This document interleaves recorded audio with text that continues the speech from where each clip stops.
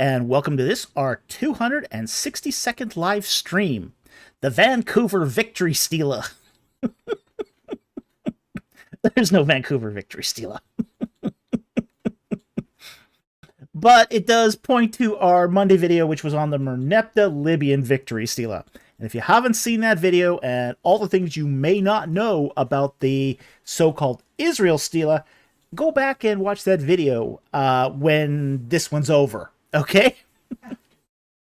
After the live stream. Okay, we just got a little bit of channel business, and it's actually a pretty good news. So the results of the Outstanding Creator Awards came in this week, and we did very well this year. The video game that we produced, Egg Hunter, won 6 awards, 3 category awards, and 3 honorable mentions. It took first place in video games. It took second place in multimedia, and it took a third for animal literature in animal media. It also had the honorable mentions. It received an honorable mention for Best Character, which was Gwenny.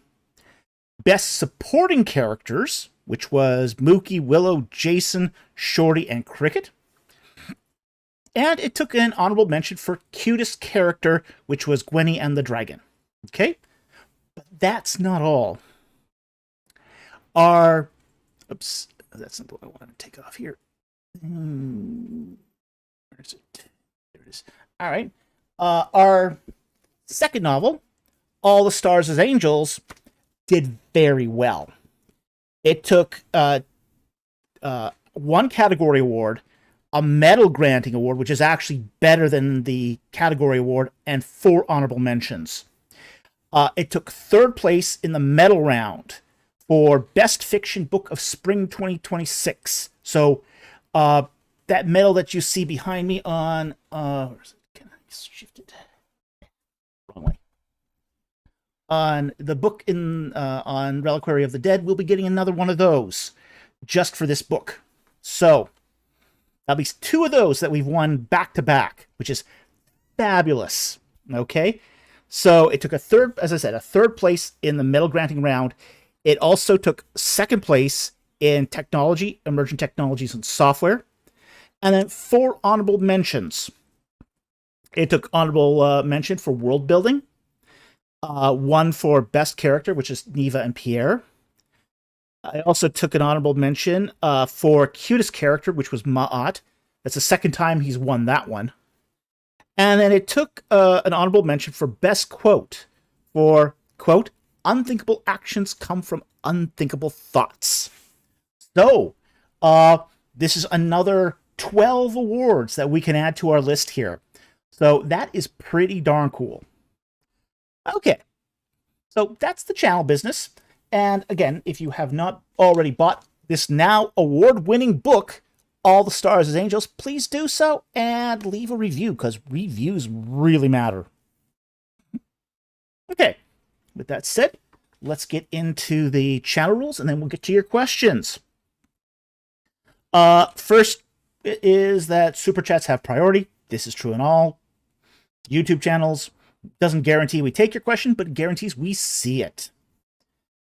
Also, we also take non-super chats, and we ask that you put a Q and a colon in front of it. If you don't put a Q and a colon in front of it, we don't see it. So just be careful of that.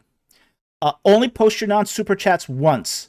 If it's seen more than once, we disqualify the question for the night. Even subtle rephrases of questions count as duplicates. Okay? So don't resist the urge to pre-post duplicate questions. You just don't. Sorry, I said resist the urge to post duplicate questions or near duplicates. And we also needed to let you know that just because you put a Q and a colon in front of it does not mean we will answer the question. Okay? There's no guarantee of answered questions on non-super chats. If it's a verse from the Bible, we do ask that you give us some context. So we need what book it's from, what chapter, and what verse. If we don't have context, we can't really answer the question. We do allow sponsored non-super chats, but we ask if you do that, please put the question inside the super chat so we don't have to go hunting for it.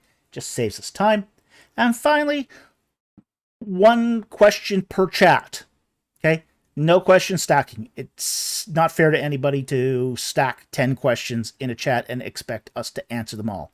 We won't do that. Okay? So, with that said, let's get into your questions.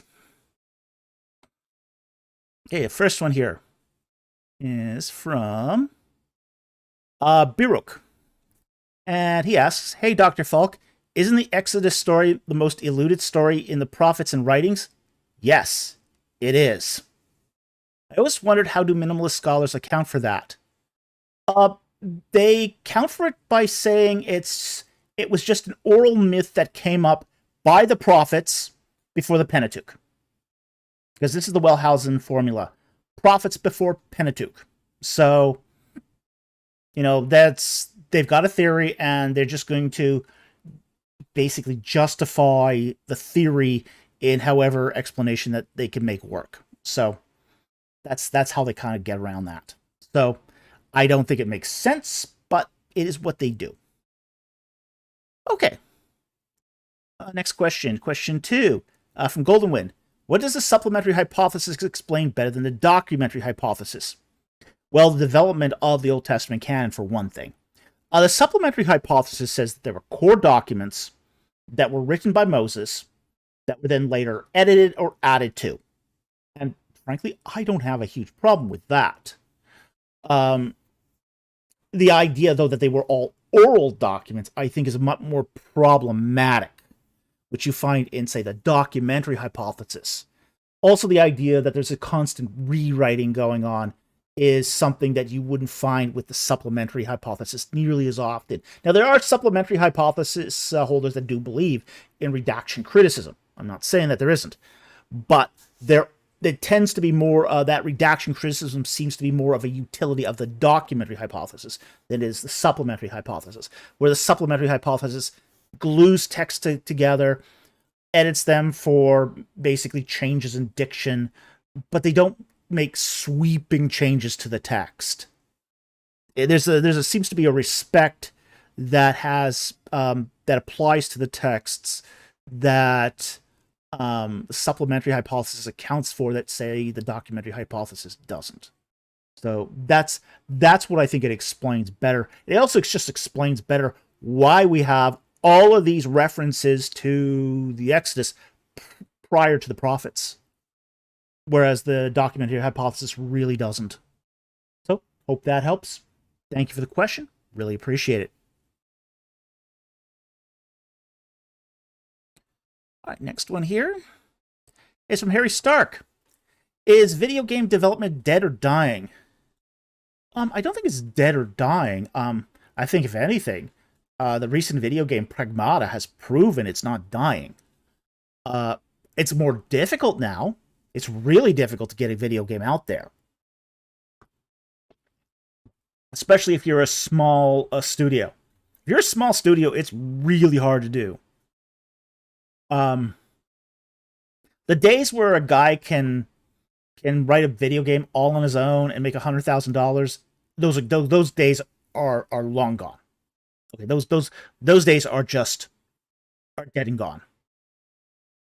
I do think, though, that there's still opportunities out there for anyone who wants to do a video game. But again, I think one of the things about a video game is it's shifting more towards a labor of love than it really is sort of as a profit development anymore. Yeah.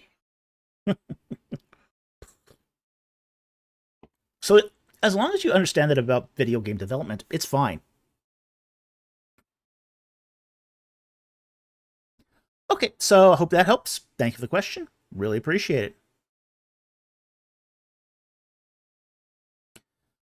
All right, Daniel Hogan asks, I heard that Exodus 20:13 translated as murder because self-defense, execution are all discussed elsewhere in the text. But what really is the best translation for the unaliving in this verse? All right, let's pull up the Bible here. We will go to Exodus. 20, verse 13. You shall not murder. That's the best translation, really.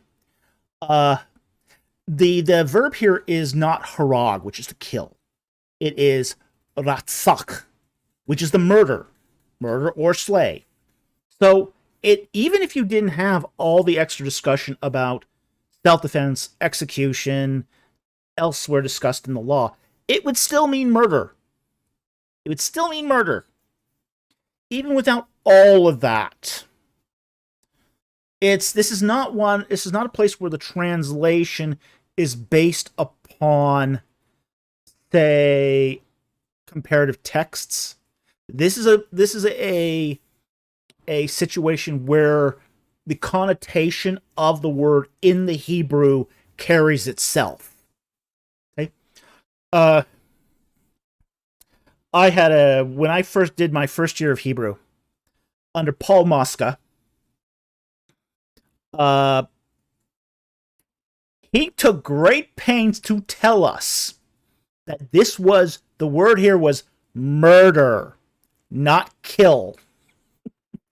And he took a great pleasure in poking at the King James Version for its translation of this word.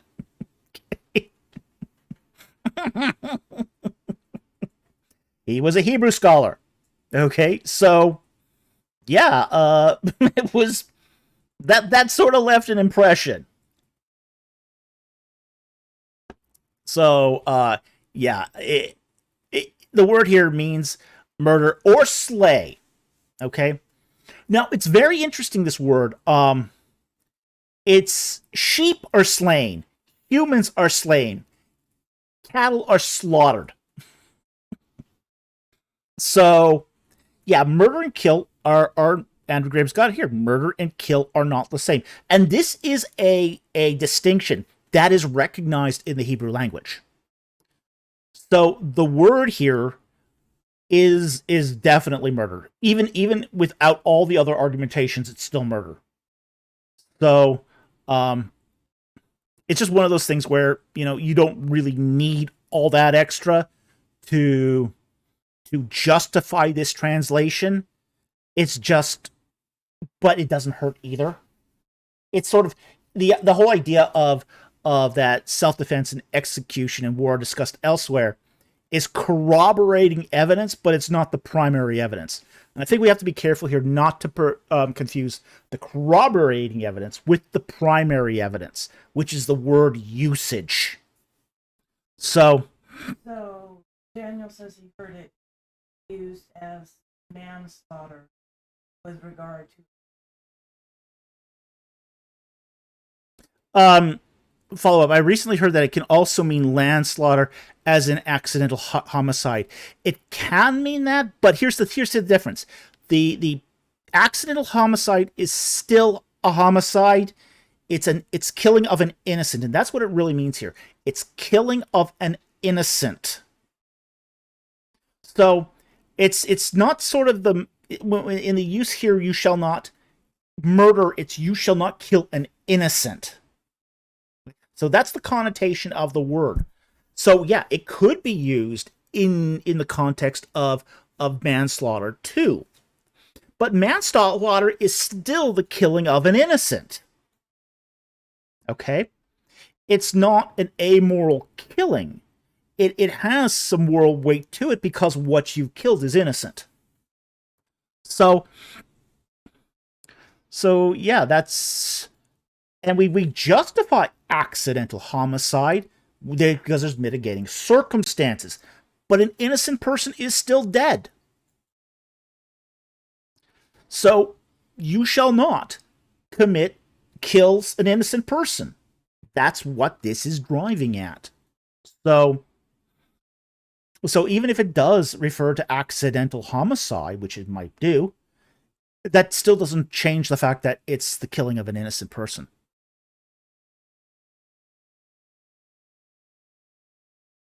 Thomas Hall says, all murders are kills, not all kills are murder. Yeah, exactly. Okay. Darkblade reads and is killed, immediately fails the entire class.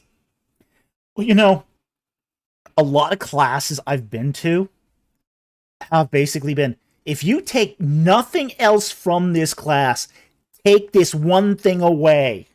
If you learn nothing else from this class, understand this.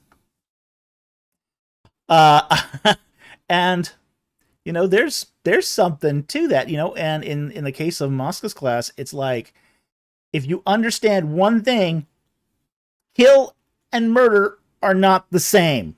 And this does not mean kill.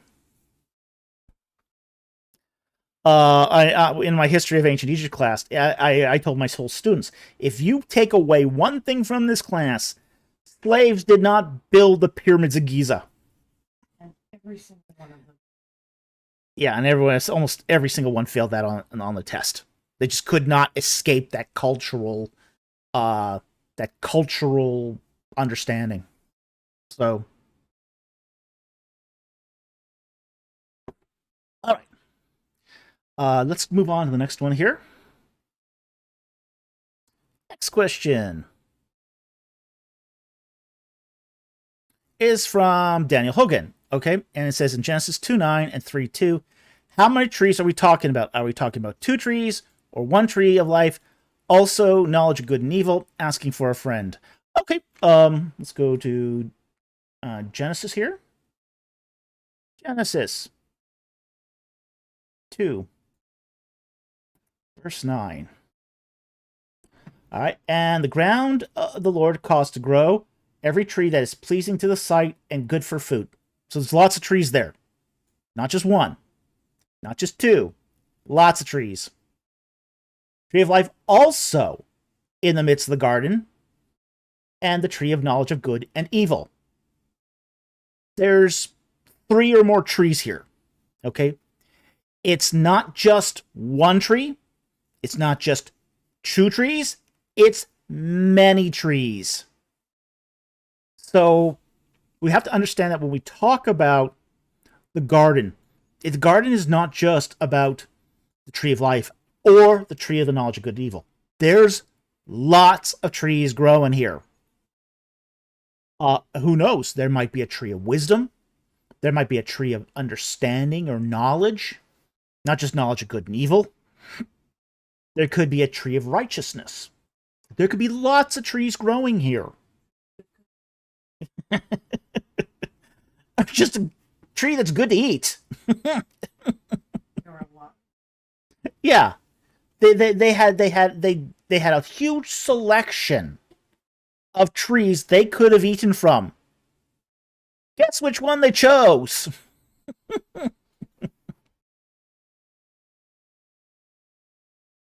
Rich Adams asks, wait, many trees? What are the purpose of these trees? Some were for nourishment. Some were for food. Some were for edification. Some were for growth in various respects. You know, this is not limited. Just like the tree of life extends life almost perpetually, there were other trees that had other attributes as well.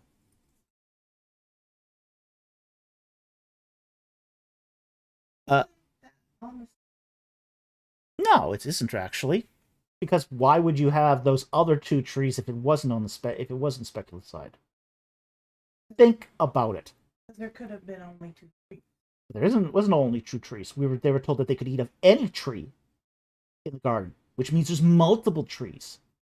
But generally, those are perceived. But so look at the exegesis of the text. The exegesis of the text is far more expansive than just, say, nourishment trees.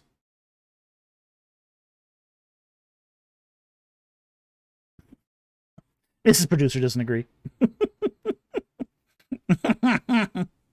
Darkblade goes, Garden of Eden was in this matter more like a forest. Maury. Yeah. I'd say more like a forest.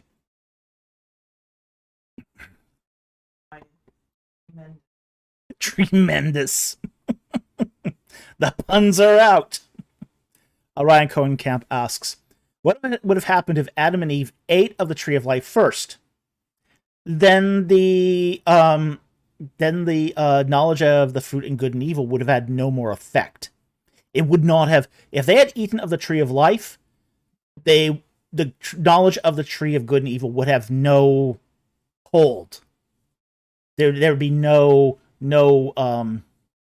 temptation there, because they've chosen life. They've made that choice at that point. So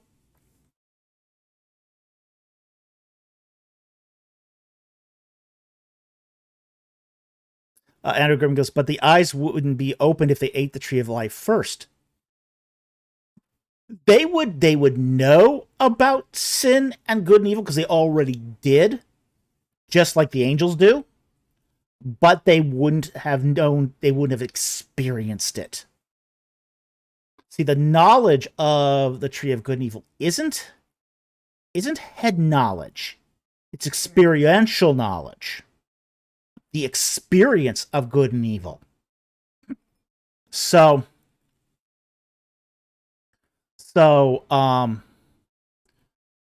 that's what I would say there.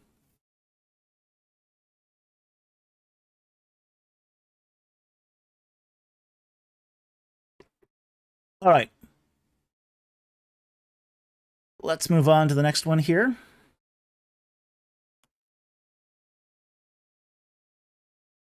Next question is first super chat here from Tim Miara for 20 pounds. Thank you very much for the super chat. First Chronicles 21:1 says, and stood Satan against Israel and incited David to number Israel. The word Satan has no definite article. Does this mean it was a proper name for Satan? Net translation translates it as adversary opposed Israel. And he has a follow-up here. Which is, you argue that Hasatan means an office. Thus Satan, yeah. I mean, that just makes it explicit it's an office because of the article. But if Satan is on its own is not a proper name either, how could you possibly refer to the devil in Hebrew? Actually, the devil in Hebrew is not in Hebrew. It's a Greek term, diabolos, and it is deceiver. It's also an office. It's also a job title. So,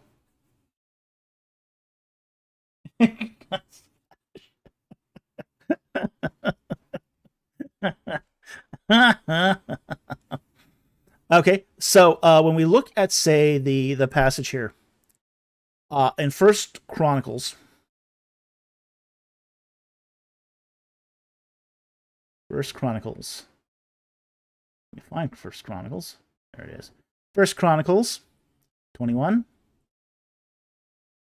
The text says, yeah, this is the NASB. Then Satan stood up against Israel and moved David to number Israel. Now, a lot of Bible translators preferred using this as a name, but the issue here is that the noun here is anarthrous. Okay? What does that mean? It means it doesn't have an article. Hebrew also, even though Hebrew does have a definite article, it does not have an indefinite article. That leads to an interpretive issue. The question then is, should it then be a proper name, a label as such, or should it be used as an indefinite, because there is no indefinite article? So if they're in the case of there being no article, and it being the equivalent of an indefinite article, then an adversary stood up against Israel and moved David to number Israel. So in that particular case, it comes down to a translational debate between Satan versus an adversary. I think either one could be the case here. I tend to lean more towards to an adversary here more than I would to Satan, just because this was not a common usage to refer to Satan as in the proper name as Satan in text of this era. So I think it's much more likely here that it should be translated as an adversary. Okay, that's more sense with the contemporary literature of the period. So, but again, we don't know for sure. So unless there's more clarity in the text, I tend to lean more towards a conservative reading of the text. So, okay. So, hope that helps. Thank you for the super chat. Very much appreciated. The next one is also from Tim Miara for £5 British. Thank you for the super chat. If First Chronicles 21:1, it is a foreign power opposing Israel. Do you have any guesses which foreign power might it have been? Okay, we're not sure, but if this even was a foreign power, or if it is just his pride taken over, we're not told.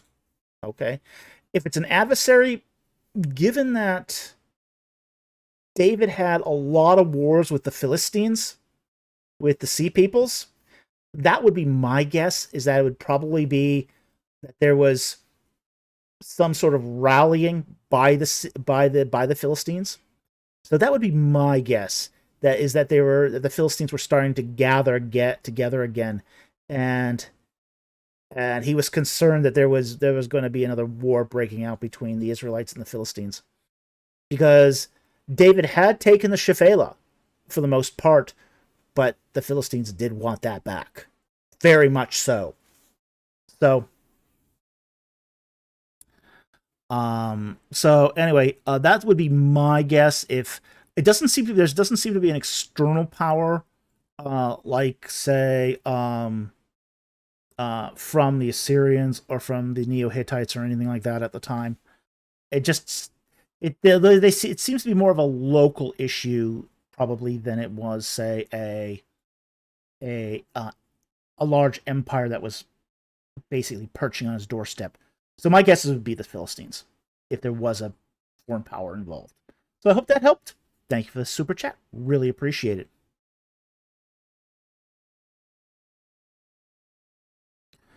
Next one here is also from Tim Miara for £5 British.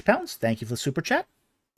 He says, I just wanted to share that the paper I submitted to a good journal has now been accepted for publication. I'm sure you know how it feels. Well, congratulations. I'm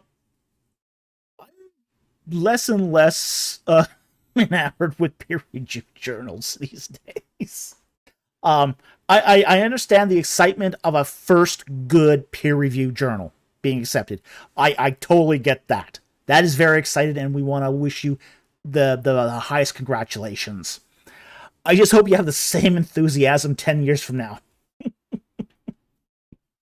Because we do need better publications getting into journals. It's just, once you've dealt with one or two bad peer review committees, it can really sour you to the process. But I'm glad you did this. Congratulations. It's definitely an achievement. It's definitely worthy of accolades, and it couldn't have happened to a better scholar. So, congratulations, and thank you for letting us know. Okay, next one here. Go all the way up here. Nathan Yadone asked the question. I discovered earlier this week that Hoffmeyer's updated book on the evidence for the Exodus was recently published by Hendrickson. Any thoughts on it? I have not received my copy yet.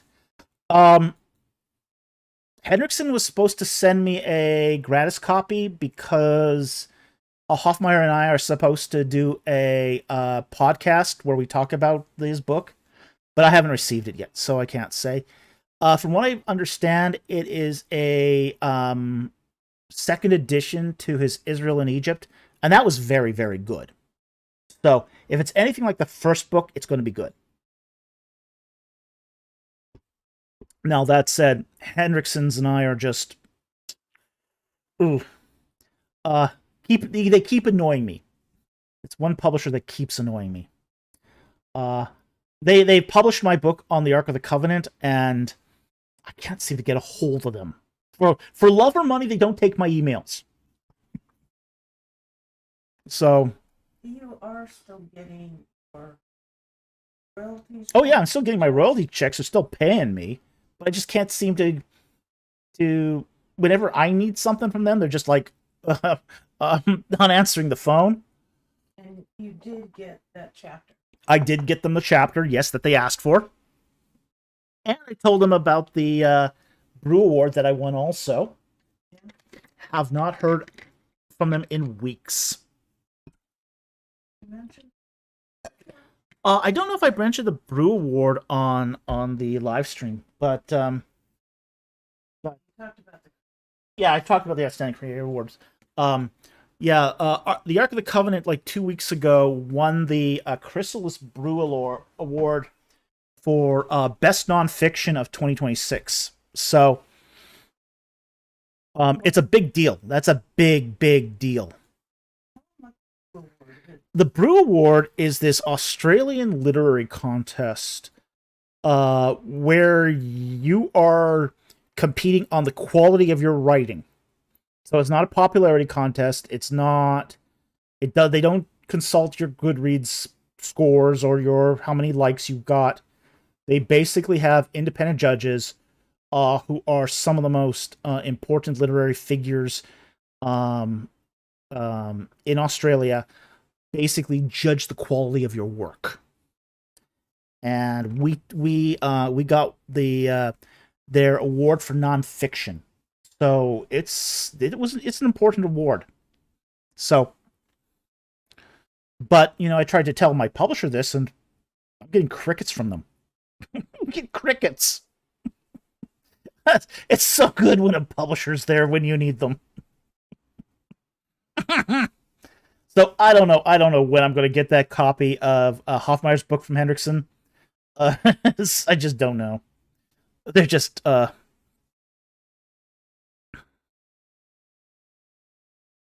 again of the base. When are you doing that podcast? I have no idea because I haven't gotten the book. Until I get the book, there's not going to be a podcast. So you'd love to get it because you'd love to give Hoffmeyer a shout. Yeah, I'd love to give Hoffmeyer a shout out here, but it's like until I get the book, there's not a whole lot I can do about this. So, okay, so let's move on here. So can't comment on the book because I haven't gotten it. Next question here is from Mama. Oh, Mama, are you here? Are you here, Mama? She posted a bunch of questions before the live stream, and I think she's kind of ducked out. But if you are here, Mama, check your Discord DMs. There's a teaser in there for you regarding book 4. You won't want to miss it. Okay?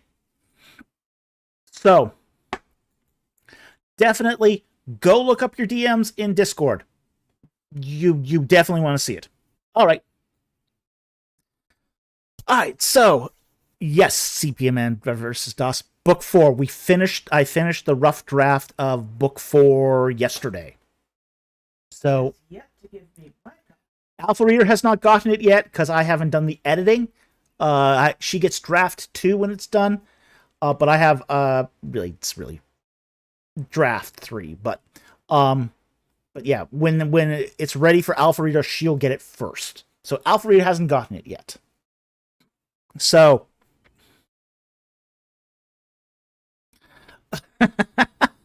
CPM versus DOS. My brother is noting loudly how fast you write. Yeah. Yeah, I do write fast. It's because I've developed a system. I've got a system of where I write quickly. I have a quota, and I do that quota every day when I'm not editing and I'm not doing book covers or the other stuff of publishing. But when I write fast because I have a minimum 284 word a day quota. Usually it's more like 2,000, 3,000 words, but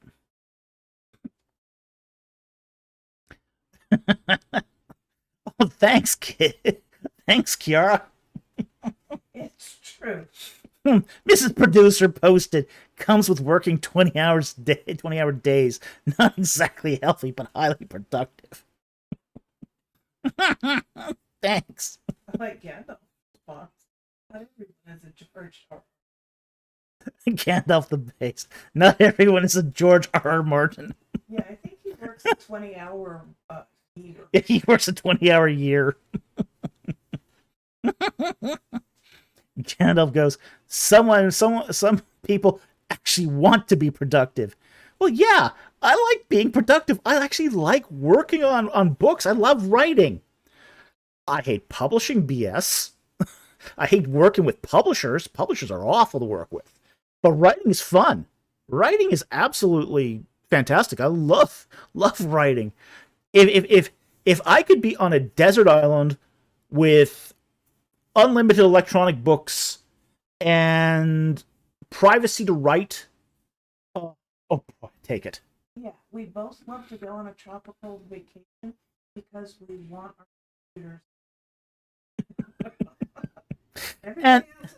And lacking that, I'll take solitary confinement.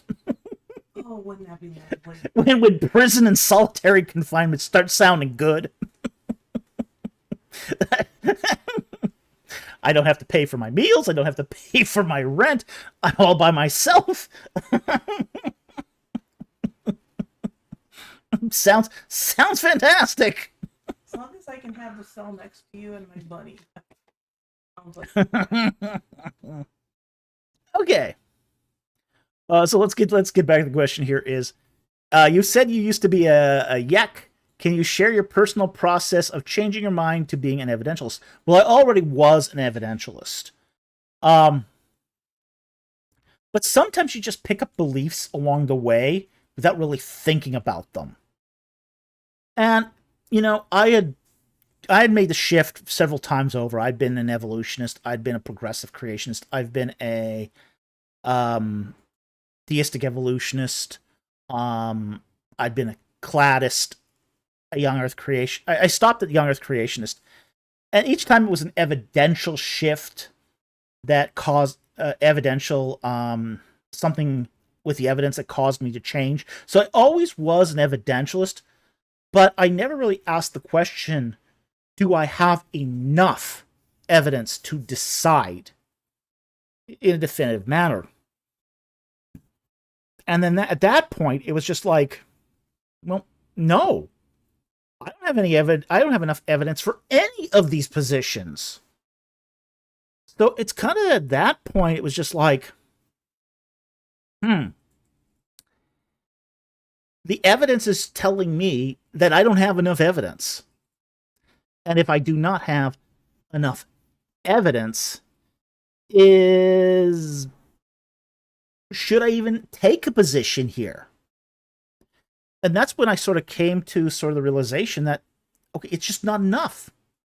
And if it is just not enough, then I've got to sort of step back, recuse myself from, say, any position on origins, and just stick with what the Bible tells me in its context, which is different than any of these concordist views. And concordist views, for those who don't know, is an attempt to reconcile biblical origins with, say, scientific origins. I don't think you can do that. I don't think you can reconcile the two, because they're talking about distinctly different things.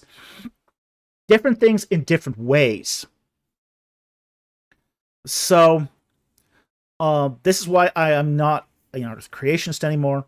I'm not an old earth creationist, as much as some young earth creationists want to peg me that way. I'm not an evolutionist. I'm not a theistic evolutionist. I'm not a cladist.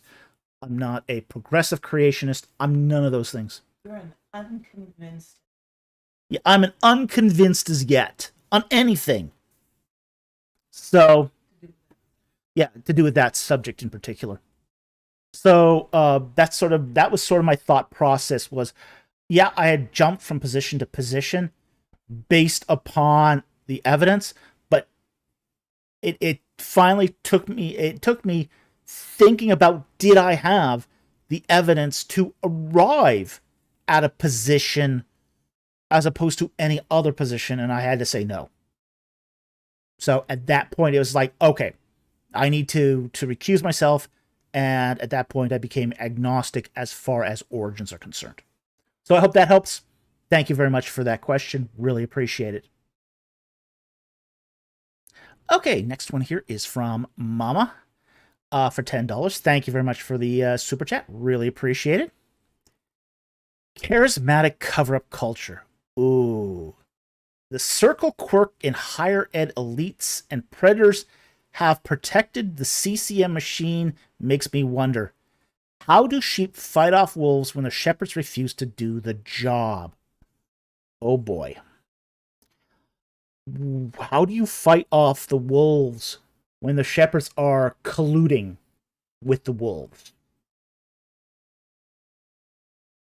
The shepherds aren't just refusing to do their job.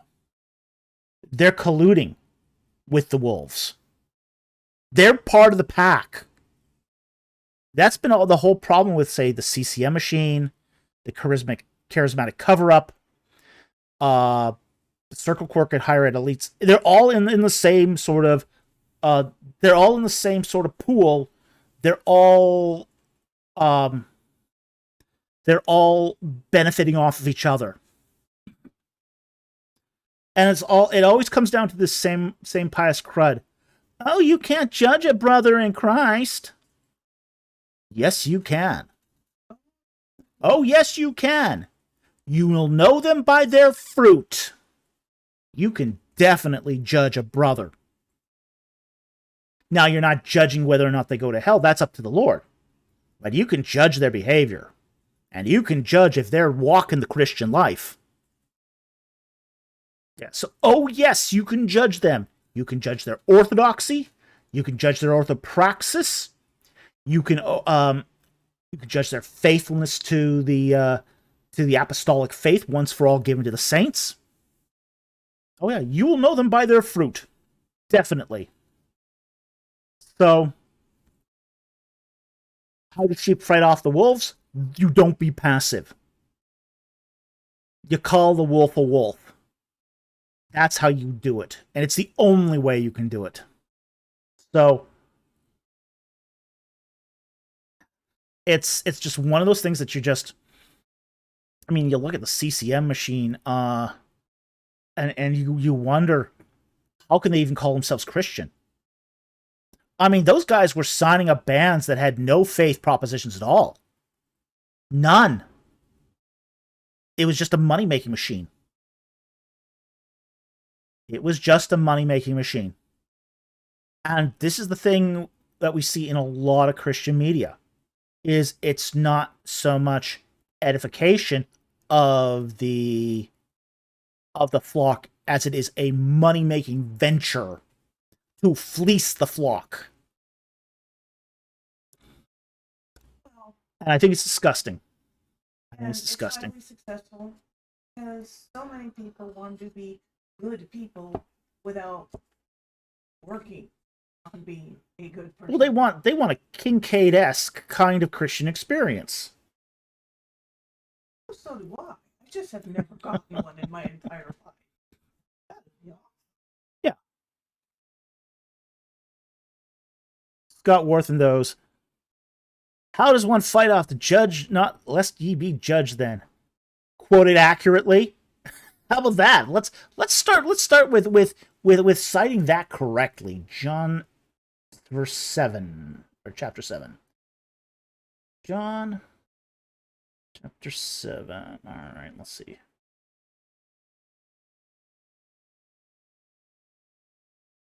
It's the log. Yeah, that's another creepy. Oh, I don't judge anybody. Yeah. Oh, Splinter. Spec.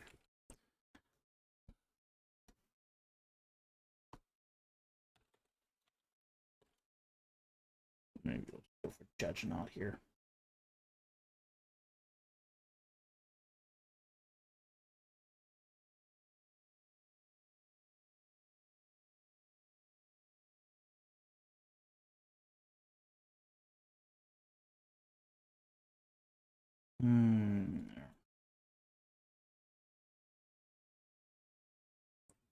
This one's always hard to find.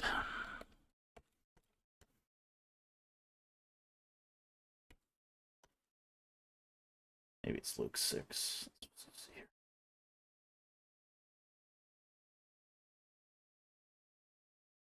All right, Luke 6. It's Luke 6 here. All right. And we'll start verse 39 here. And he also spoke a parable to them. A blind man cannot guide a blind man, can he? No. Will they not both fall into the pit? And a pupil is not above his teacher, but everyone, after he has been fully trained, will be like his teacher. And why do you look at the speck that is in your brother's eye, but do not notice the log that is in your own? Okay. That's the key. That's the key here. That's what everybody leaves off. Yeah. How can you say to your brother, brother, let me take out the speck that is in your eye, and when you yourself do not see the log that is in your own eye? You hypocrite! First, take out the log in your own eye, then you'll see clearly to take out the speck in your brother's eye. For there is no good tree that produces bad fruit, nor, on the other hand, a bad tree produces good fruit. Okay, so here's the thing about this. And where is it?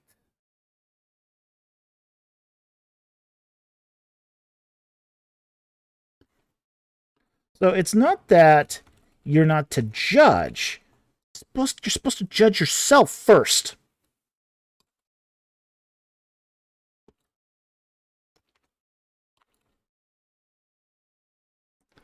Yeah, okay. Matthew 7:1. So here it is, and here's the verse, the verse quoted in Matthew 7:1. Do not judge, lest you be judged. For the way you judge, you will be judged, and by your standard, it will be measured to you. Why do you look at the speck that is in your brother's eye, and do not notice the log that is in your own? How can you say to your brother, let me take the speck out of your eye, and behold, the log is in your own eye? You hypocrite! Now, here's the order. First, take the log out of your own eye. Then, you can see clearly to take the speck out of your brother's eye. This is the thing. You're still supposed to help your brother here. You're supposed to take care of yourself, though, first. Okay, take care of your own hypocrisy first, then help your brother. See, here's the thing. Too often, the whole judge not lest you be judged thing means you can't judge me. That's not what this is saying. This is saying the exact opposite. People throw this judge not lest you be judged so that you leave them alone in their sin. Because they still want to sin. That's not what this is talking about. This is removing your own sin first, and then helping your brother with his sin. That's what this is about. It's not about judging. It's about judging hypocritically. As long as you're not being hypocritical about it, you can still judge. It's a good thing to judge other people's behavior. Look, there's nothing wrong with judging. You walk onto a train track, you're judging whether or not the train is coming. You're not going to say to that train barreling forward you, hey, don't be judgmental about me. I'm just standing on this track. You're going to be a bug splat on the grill of that train if you do that.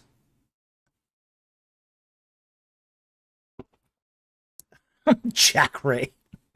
Wait, we have to read the context? That's too hard. and too inconvenient. Andrew Graham, you'll become pancake. Yeah, you will. Because you need judgment to survive. It's a survival skill to be able to judge. Judge when the crane is coming. Judge when sin's going to land you in hot water. Judge when you're doing unrighteous things. And if you apply that judgment to your own life, then yeah, you're in a position where you can help someone else to do it. So, hope that helps. All right. Mama, as far as the sheep of wolves, you gotta call it out. You gotta call it out. And it's not always easy. It's not always easy. And if you're in a church which is infested with wolves, they're just there to eat sheep. Wolves eat sheep. That's what they do.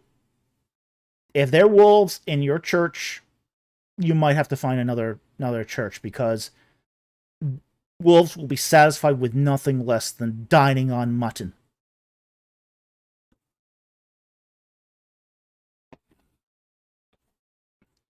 All right, next one here.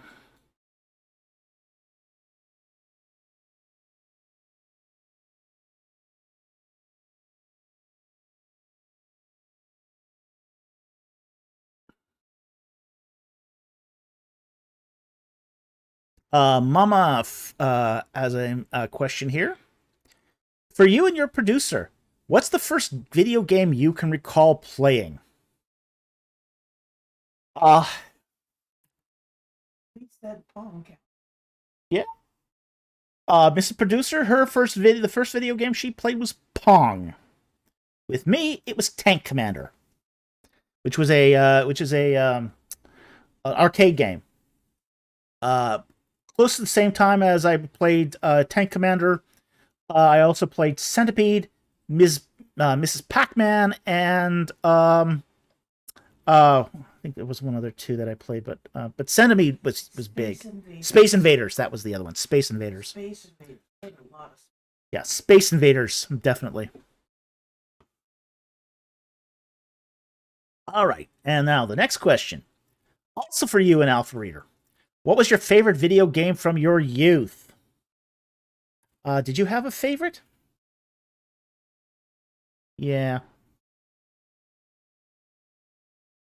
Like I said, I mean, I like... You weren't really much of a computer game player, though, in your youth. No. I did... Until high school. Yeah. And then it was...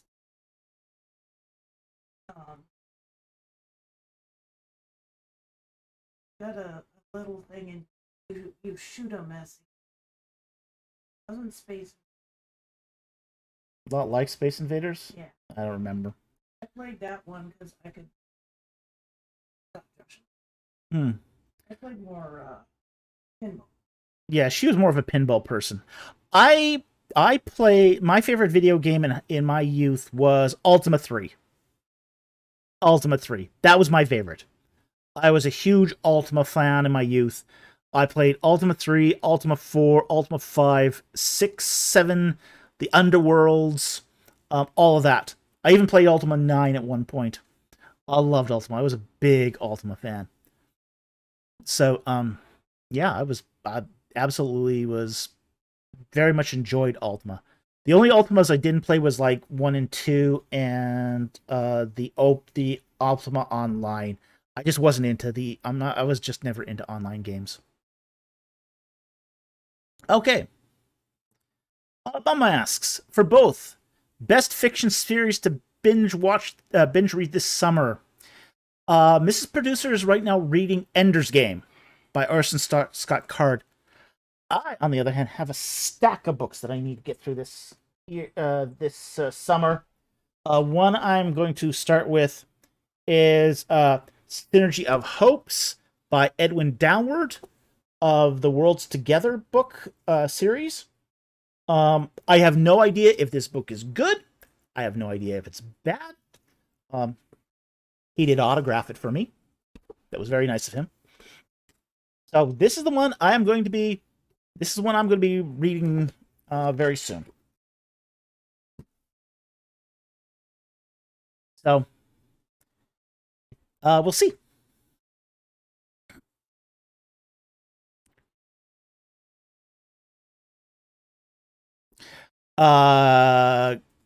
Great work. Yeah, Ender's Game. Yeah, Ender's Game is very good. Very good.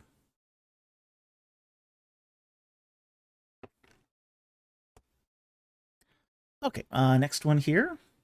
Bomb Papa says, my first video game was Combat. Cool. Very cool.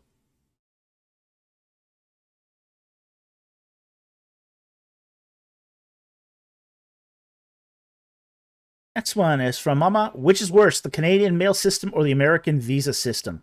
Oh, the American visa system right now. Never used to be bad. Now it's awful. Basically, they want everyone to apply for visas outside the country and basically stall them indefinitely. That's really what this is. Yeah, our application has been in there over a year now with no movement. Oh, we've checked up on it. Yeah, we can check up on the application. Nothing's happened. Yeah, they're not doing anything right now. They basically put the brakes on all legal immigration. So I'm not saying illegal immigration, legal immigration. So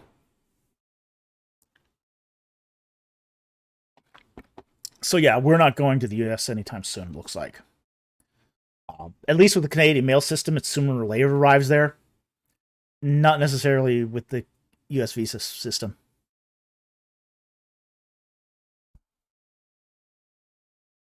Gandalf the bassist, the visa program has got to be fixed. It's not Trump's fault. The problem has been huge in our country. Yeah, but here's the thing, there's...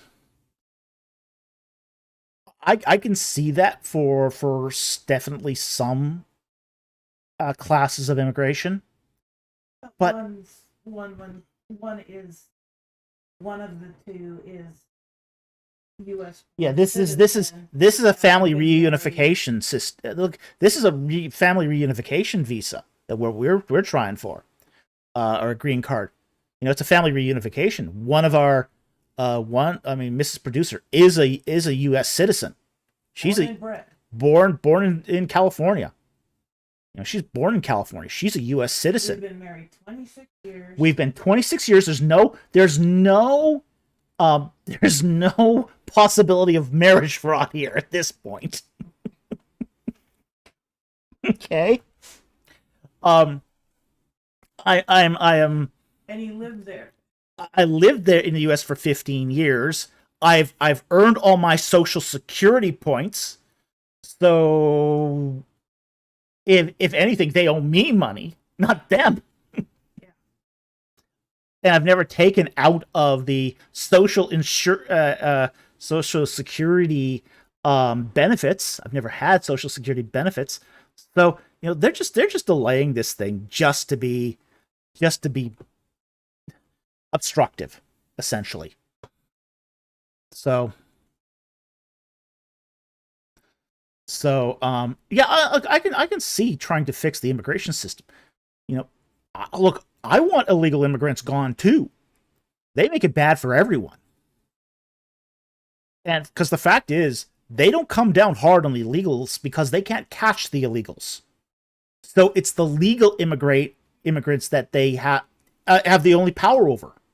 It's the same methods that are used in gun control. They can't keep guns out of the criminals' hands. Criminals will always find a way to get guns. So they take the guns out of the law-abiding citizens' hands because those are the only people they can control. So it makes them look like they're doing something. So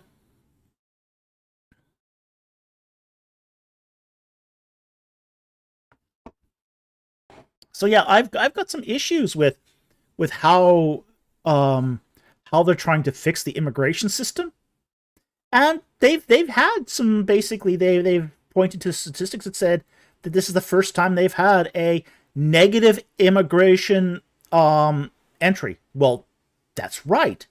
They on the official system for legal immigrants, they have had a net minus because some will leave the country, and if you're not letting anybody in, then you've got a net minus. So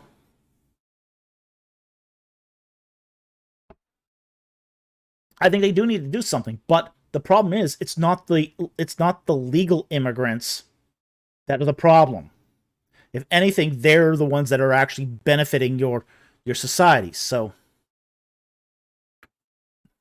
take that what you will. Okay, so moving on to the next one here. But yeah, the American visa system at this point is much, much worse. Next one here is from Gizbo SBOL. How would you respond to the early data claim that Israel with the people classifier on Merneptah Stele fits the judges period since Israel was dispersed to the land and not in a fixed location? Okay, there's a couple of nuances to that claim that do need to be spelled out.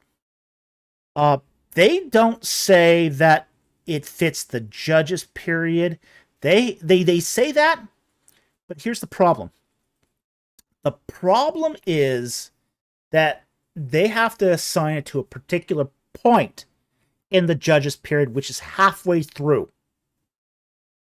So 200 years after they enter the land, then that's when Merneptah invades, and then another 200 years to the United Monarchy.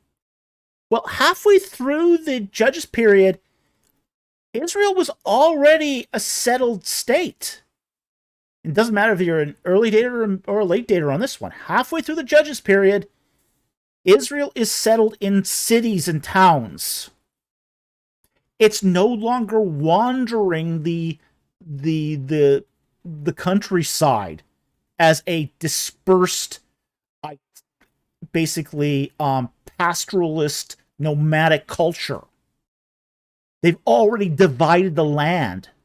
They already have their little townships. So this doesn't make any sense. The fact is that the whole idea that the people classifier, and it's not just the people classifier, it's the throwing stick. Throwing stick is used for migrants. Okay? So dispersion doesn't explain the determinatives. Like, people are always dispersed in every country. So then isn't the people identifier determinative and the throwing stick used of, say, other nations, like the Sea Peoples, like other Egyptians, like the Hittites? It's not, because those identifiers, those determinatives are used specifically of nomadic wandering people. So and if Merneptah had encountered Israelite cities, those would have been what he had noted, not just an ethnonym. So the claim doesn't make much sense, in all honesty. I don't think this actually works for them. I think it's actually really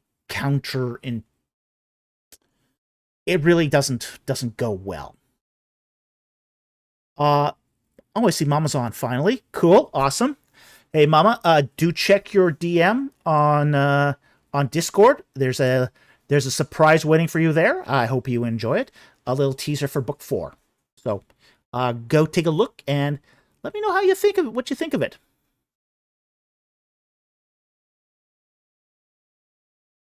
Okay, next one here is from Gizbo SBOL for $5. Thank you for the super chat.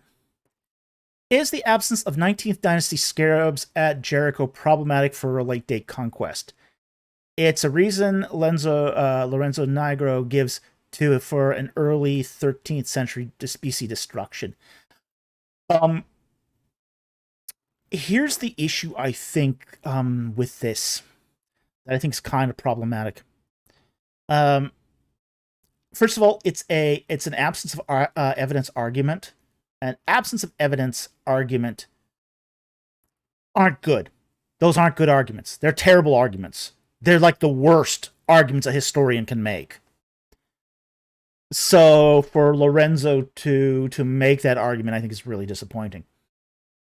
The other thing is, we do have Cypriot 3B ware found at Jericho. 3A, 3B ware. That's late 13th century, not early.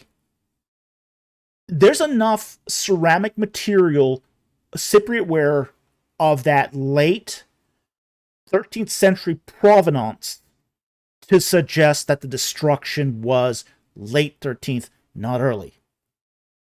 So we've got positive evidence for a late 13th century destruction, but no evidence for an early 13th century BC destruction. Which one we go with? The one we have the evidence for. So I think this is another case of Lorenzo of Nigro trying to please the consensus. He's trying to please the consensus because they don't want him to bite. He doesn't want them to bite his head off, which they're doing. They are biting his head off for what he said. So he's trying to find a way out to keep himself from being devoured by the consensus. Stupid and cowardly, yes, but not something that we haven't seen from him already.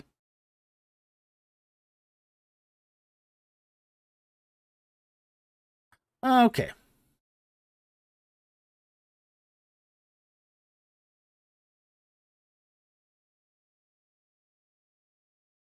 Common Lurker says, I feel the Merneptah Stela provides more coherent timeline for the later date than the early date. It does.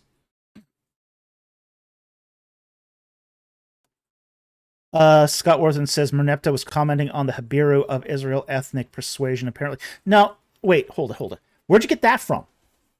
How did you get Habiru from Israel here? That doesn't come from the Stela. So I don't see where you got that from. That doesn't follow.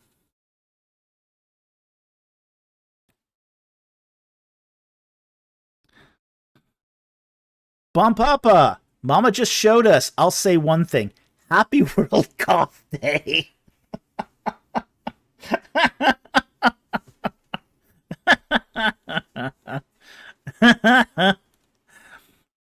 Mama goes, Doc, it's freaking amazing. Best yet, I think. Ooh, awesome! Thank you.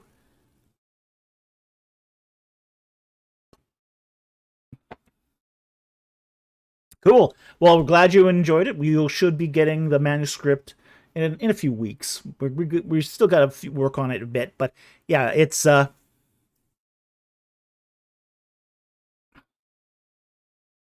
CPM versus DOS. What? From the book? Great. Haven't even gotten to the third book yet. Yes. We are starting to do a publication cycle where while one book is in pre-order, we're finishing up the second. So here's the thing. Your book 3 is going to come out July 15th. Publication date's July 15th for the third book. This book, book 4, will come out November 15th.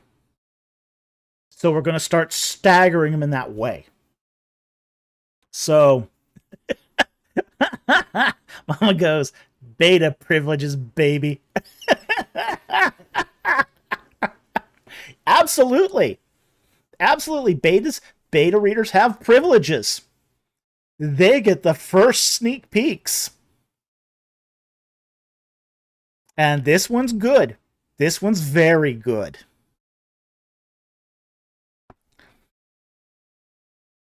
All right. Let's move on to the next question. Next one here is from Striding Hermit. Oh, CBM versus DOS is just in time for Christmas. Yes, it is. We started doing books releases in January, and that was just not a good time to do book releases. So a month before Christmas is a great 6 weeks before Christmas is a great time to do a book release. Great time to book release, so we're timing it in accordance to that.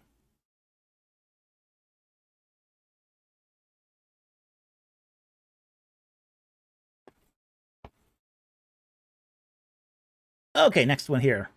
From Striding Herbert for $5. Thank you for the super chat. Happy Friday. Writing question. Do you have a favorite word for this week? Yes, I do. My word for the week is discomfit. DISCOMFIT. Okay? That is my word of the week. So, and it means confused.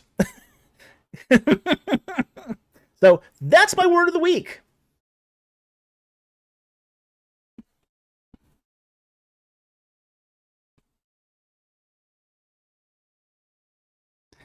Next one here is from Gizbo SBOL. Andrew Graham goes, are you experiencing discomfort? No, it's not discomfort.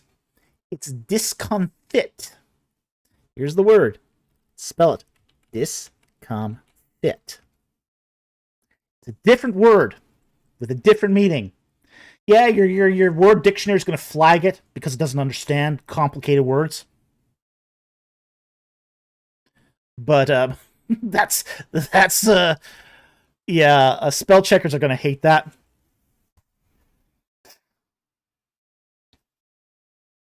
Yeah, Ryan Cohen Cap here's got the correct usage here. I'm discomfited. Yeah, that's the perfect usage for this. Get off the base. Inconceivable. Everyone's favorite word. Inconceivable.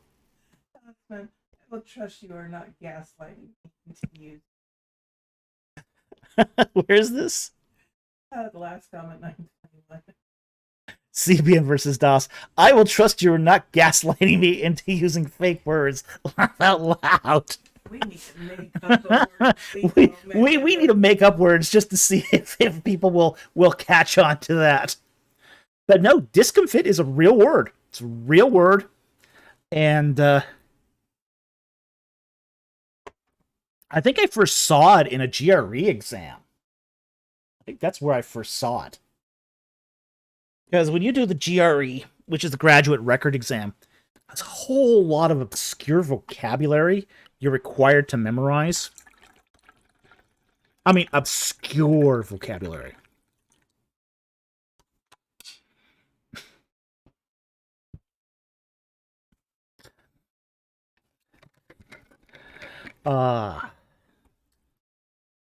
It's not a word you find very often, but it is a word. Ryan Cohenkamp. Dr. Falk must have played in one Scrabble this week. I wasn't that good at Scrabble. All right, let's move on here. So, Gizmo SBOL asks the question, does the Merneptah Stela text demand that Merneptah directly encountered Israel, or could he have simply been reporting a disaster that struck Israel, such as recorded in Numbers 25:8? Let's look up Numbers 25:8, and then we'll answer the question. Numbers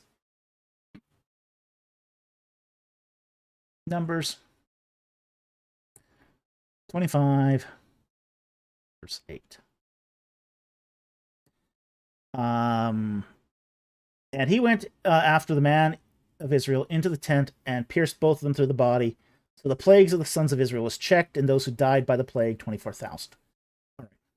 Now, here's the reason why that can't be. Now that we've read the text here. You see what Brian said? No. Dr. Falk must have played in one Scrabble. Yeah, I already read that one. Yeah, it was pretty funny. We have to understand that the poetic section of the Merneptah of all these Stelas, and it's not just the Merneptah one; it's all of them, like the Stelas of Tutmosis III and of Ramses II, all of those. It's think of those poetic statements as sort of mini resumes. Okay, these are offerings. These whole steles are religious texts. They are offerings up to the gods for the feats that the pharaoh has done. Okay, the gods know the truth of what happened, of whatever happens. Okay, so a pharaoh can't just claim events he didn't cause. That's not what he did. That's not a victory he accomplished to raise that up to the gods. So in the case of, say, of Numbers 25:8 here, this would be a plague that something else caused, but not Pharaoh himself. So, trying to pull the wool over the eyes of a god, not a great idea. Even Egyptians knew that this was not a great idea. This is why even the, say, Egyptian kings were very careful of how they spun stalemates. So if they had a defeat, they just didn't put it on record, because this is an offering to a god. All of these things, all of these records are offerings to gods. Basically saying to the gods, hey, I did great things in your name. You do continue to help me do great things. It's a reciprocal economy. So, if a king tells the god, oh, I was responsible for this event that I didn't cause, the god is likely to tell him, well, then I'm not going to give you the victory that I didn't cause.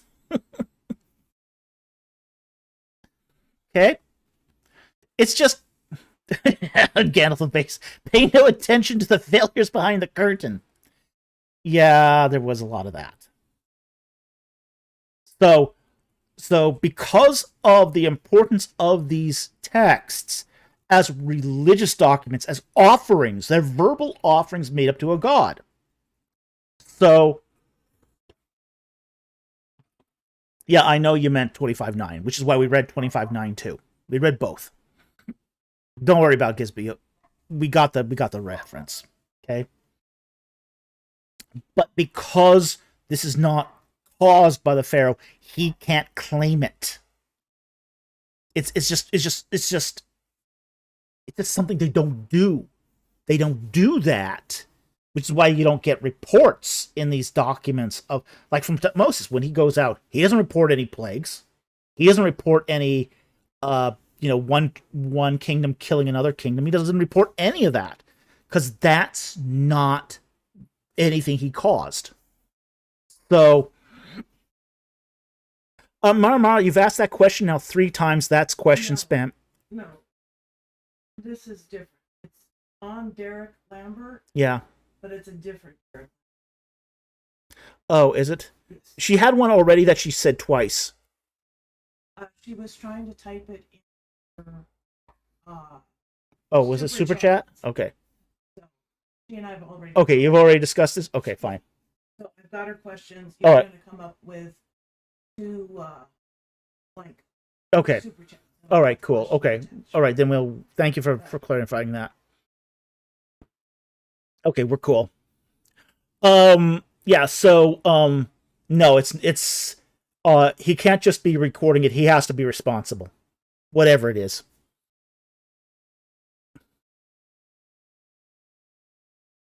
Ryan Cohenkemp asks, what's the least amount of damage could Merneptah do and still get away with calling it a victory? Basically a stalemate. That would be the least amount of damage he could do, where both sides have their own individual victories. In some way, he has to still be able to claim a victory. Like a Kadesh. Okay? Kadesh, Ramses loses 3/4 of an army. And is surrounded and routed. And he has, I mean, it's a stalemate pretty much. Yes, he drives off the Hittites, and they go and they drown the river, and he plunders Kadesh, but he can't hold Kadesh. He has to go back because he doesn't have the men to hang on to it. So he claims victory there, but so do the Hittites. Both sides claim victory on that at the Battle of Kadesh. So, as long as there's some sort of perspective through which you can claim victory, you can claim victory as an Egyptian. So it's just one of those things where it's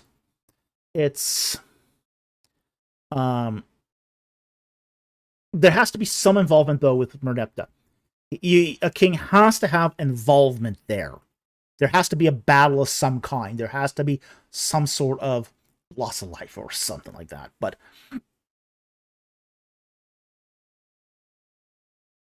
Gizbo SBOL, I accept the late date, but I'm a little uncomfortable theologically, believing that Merneptah defeated a group of Israelites when Exodus narrative was about deliverance from Egypt.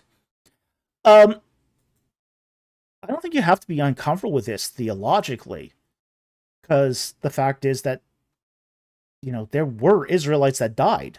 A lot of them. Not necessarily at the hands of Egypt. Some died at the hands of the Amalekites. Some died at the conquest of the Amorite cities. People die. And they weren't conquered by Egypt anyway.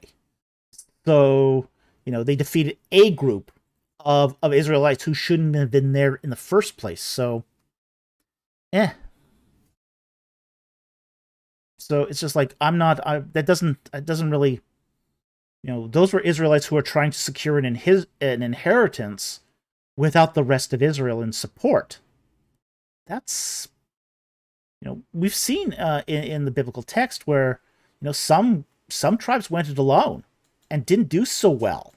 The tribe of Dan tried to take their inheritance and couldn't. So what did they do? They stole Naphtali's inheritance. Nice guys. So, Ryan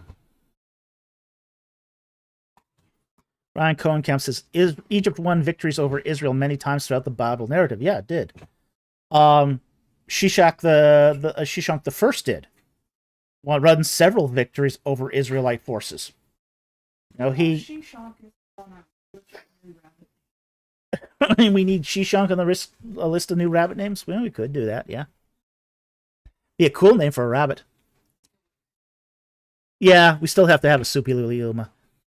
Okay, but yeah, Shishak, he has a campaign through both northern Israel and the Kingdom of Judah. So yeah, that's not something that's irreconcilable theologically with the deliverance of Israel. It's just an event that happened on the side. Okay, so let's hope. Gizbo SBOL, I hope that solves it. And frankly, to be honest, if you are, in that sort of theologically uncomfortable situation, where Merneptah defeats a group of Israelites, then if you go early date, you're actually going to be in a worse position, honestly. Because there were lots of kings prior to Ramses II that did campaigns into Israel. Amenhotep II campaigned into Israel. Amenhotep III campaigned into Israel. Akhenaten campaigned into Israel, into Canaan. So if you're going to even Horemheb campaigned into Canaan. So if you're going to be a little theologically uncomfortable believing that that Merneptah defeated a group of Israelites when the Exodus narrative was about deliverance, the early date is going to make you more confused. Because the early date has a lot more campaigns into Canaan than following the reign of Ramses II. That's just one of those things that you'd have to be, if you accept an early date, you have to be comfortable with the ambiguity of Egyptians just campaigning every other season in Canaan.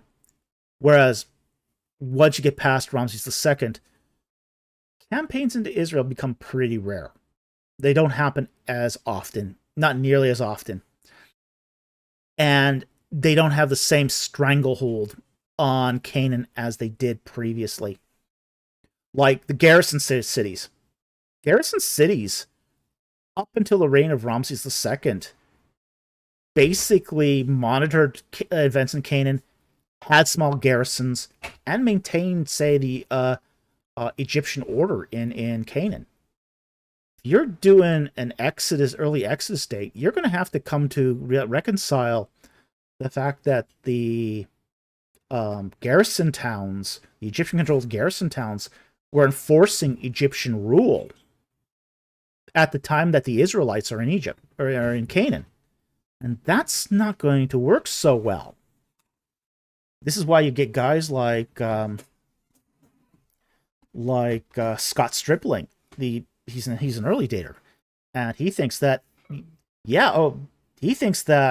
the Israelite governors of cities being vassals of the Egyptians was normal. He just thinks that's normal. That all these Israelites were pledged vassals to Akhenaten. Yeah. Oh yeah. Oh yeah.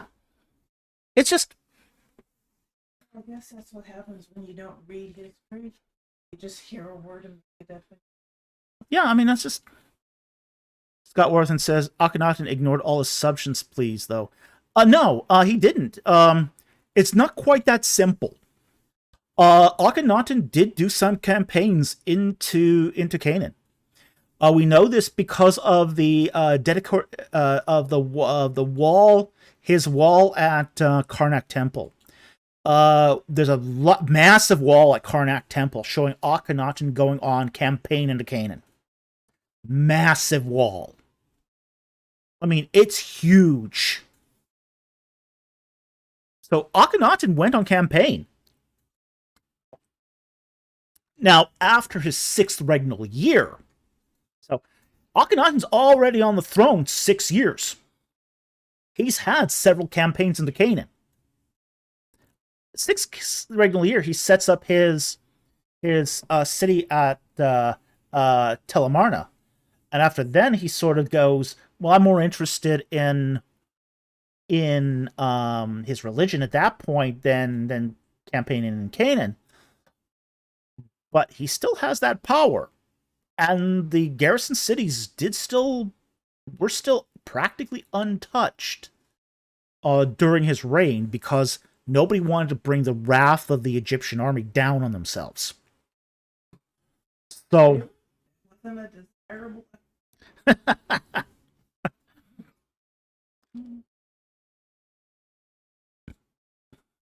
Gizmo SBOL, and the Amarnist letter cites cities that passed into Israelite possession in Joshua were tribute-paying vassals of Egypt. Yeah, they were. Yeah. And during the Amarna period, yeah, definitely. And that's really how Egyptian governance worked in Canaan, was those garrison cities collected tribute. You know, Egypt didn't really care about the internal politics of Canaan as long as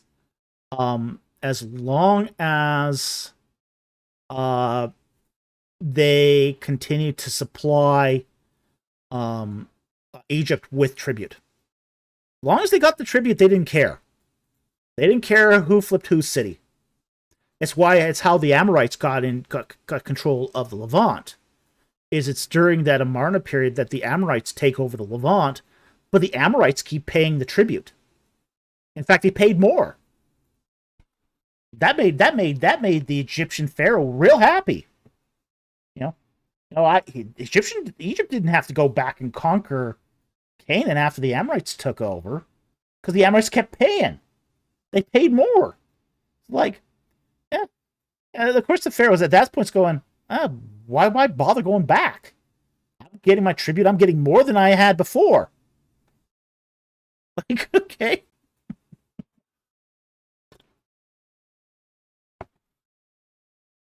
It's like, again, with the base. Tribute doesn't come from a dead race. Tribute flows, then all is good. Tribute stops. Problem. Yeah. Yeah. That's the way Egyptian governance worked. The way Rome, The way Rome worked, too. they usually just show up. People say, okay, Yeah. no fight. Yeah, I mean, why put up a fight when you can just pay them off? And, Likewise, why start a fight if you get paid to not fight? and you got things like trade benefits. Yeah. Yeah, there was some trade benefits too. So, there was. Yeah, so, really, there was no need for Akhenaten to continue to go in and bash skulls. Now, after the death of Akhenaten, Tut does go in and he does do a campaign. So, you don't think of King Tut as a warrior king, but yeah, he had a campaign. Andrew Graham goes, why fight if you don't have to? Exactly. Why fight if you know you're going to lose? And there's an option. Yeah. You don't have. Yeah. So,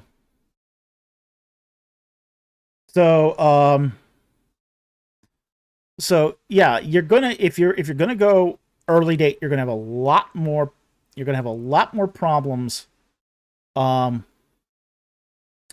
with that, trying to reconcile Israel being in the land with Egyptian campaigns, because there's just so many of them. The garrison cities are in control. The Amorites are coming to power. It's a mess. It's a mess if you're trying to construct a consistent history. It's not a mess if you wait till Merneptah. Once Merneptah's on the throne, the garrison cities really have no more power. The Merneptah's campaign is really just a punitive campaign against Gezer, and the Israelites just happen to be in the wrong place at the wrong time where they shouldn't have been.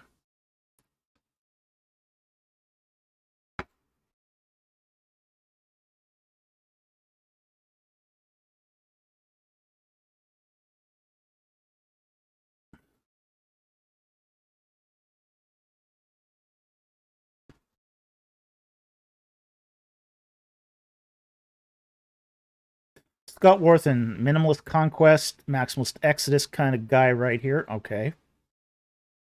Young King Tut campaigned in such a short reign. Oh, yeah, he did. Yeah, he did. Well, I mean, at 17, 16 or 17, he would have been able to run a campaign. That wasn't an issue. He was an accomplished archer. We know he could ride a chariot. He could ride a chariot. He was an accomplished archer. Frankly, he didn't have to run a lot. If you're a charioteer, the fact that he had a club foot wasn't really an impediment for his military aspirations. He was even able to pull off that trick that Amenhotep II did, which was to pierce a bronze target with an arrow. He could do that. So he... Yeah, because there's no walking. There's no walking involved with that. So... he goes, we sure it wasn't Old Man I being an honorary old soldier? I wasn't a soldier. He wasn't part of the military. Horemheb was part of the military. Horemheb was a general. I was a priest. He was the high priest of Karnak. So, no, I is not a general. He wasn't a soldier of any kind. So that's not going to work for I. Okay, next one here is from Striding Hermit.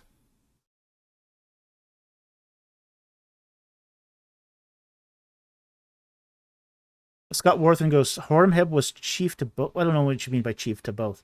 He was a general. He was a general under Akhenaten. And he remained a general under I as well as Tut. So that was Horemheb's primary role. He was a soldier. He was a soldier. He had worked his way up up the ranks as a charioteer. He was a commoner. So he was one of those. He was part of the military establishment.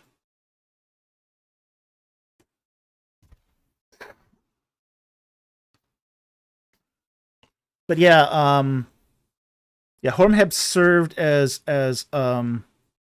general under three or four kings. All the Amarna kings and I as well. Scott Worthen, chief general. I meant, yeah, he was. He was chief general under Akhenaten, so he had managed to keep that position all the way through because he could get things done. He was good at what he did. All right, next one here is from Striding Hermit for $5. Thank you for the super chat. Without necessarily getting into politics, have you been surprised or shocked by some of the political compass texts on the Discord chat? I haven't really paid much attention to them, honestly. I'm not that interested in politics. It doesn't really interest me that much. So, whoever political... I mean, unless I can tease someone about their political leanings, I don't say anything about it because it's just like, I'm not that interested. I'm interested in religion. I'm interested in history. I'm not really interested in politics. So I kind of stay out of that. And as long as they don't get, as long as it doesn't get rancorous, I let my mods deal with that. So. All right, next one by Striding Hermit for $5. Thank you for the super chat. Which Bible translation should new Christians avoid, in your opinion?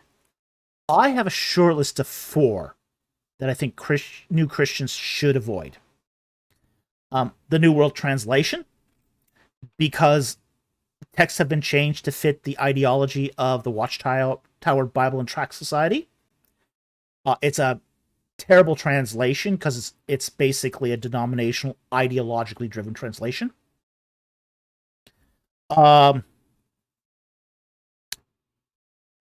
New Revised Standard UE, that's also one I think new Christians should stay away from because it takes, say, it's also been highly modified to not be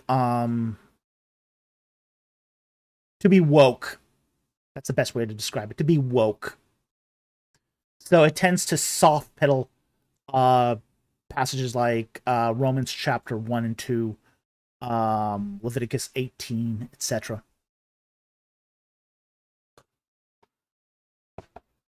The third one I would suggest people stay away from, new Christians stay away from, is the Passion Translation. It's a paraphrase, and it's a terrible paraphrase. It's a really awful paraphrase. And the study notes are worthless. Okay? Yeah, the Passion Translation, stay away from it. The fourth translation I would say new Christians should stay away from is not a bad translation. It's actually a really good translation, which is the King James Version. Okay? Now, here's my reasoning for this. The King James Version is a really, really well-done translation for 1611. Okay? That's the qualifier. It's an excellent translation for 1611. It's not 1611 anymore. It's 2026. The English language has changed dramatically in 400 years. Unless you are well versed in the nuances of Elizabethan English,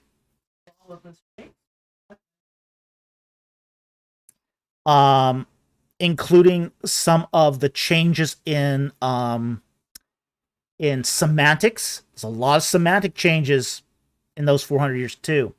Unless you're up to date on all of that, and no new Christian's going to be up to date on all of that, you're better off with a modern translation.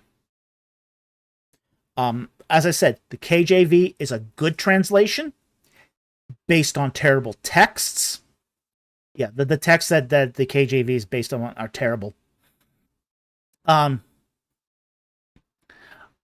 it's the translation's archaic. The language has changed enough that you can lose the meaning real easy. And there's a lot better translations out there in modern English based upon superior texts. So no, the new King James Version is not better. Now the new King James Version is based upon better text. I will give it that. But that whole idea of it trying to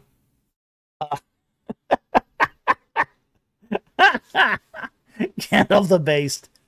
Nope, you're wrong, Dr. Falk. I can correct the Greek with my King James Bible. I don't need no stinking Greek language. You get that. You really do. You get so many emails. Oh boy. I wish it were. CPN versus DOS. Isn't New World a worse version of an earlier version they used to use? Yeah, that was the King James, by the way. The New World Translation is the Watchtower Bible and Tract Society editing the King James Version so it more fits with their theology. That's what it is. It's based on the King James Version. None of those translators knew Greek or Hebrew. None of them. So, Jack Ray, King James corrected the original. You get that. You really, really do. Yeah, people very passionate about that position. Yeah. Yeah.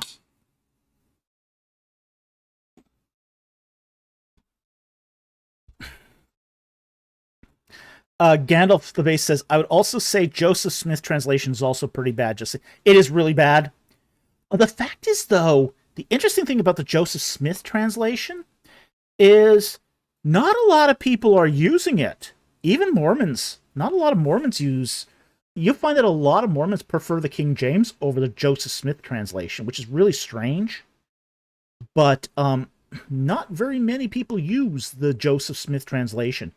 So in some respects, it's not as big a threat as the New World Translation, because for the Watchtower Bible and Tract Society, it's the New World Translation is the authoritative version for them. Whereas in Mormonism, you can go either way. You can go with a Joseph Smith translation or the King James Version, and a lot of people prefer the King James, even in Mormonism. So it's just one of those things that just kind of it's a less of a threat, because I mean Joseph Smith was not a good translator. So all right, let's move on here. Gandalf the Based says Mormons move away from it to, quote, better reach people, end quote. Reality is their own scholars started pointing out issues, if I remember correctly. That's probably the truth.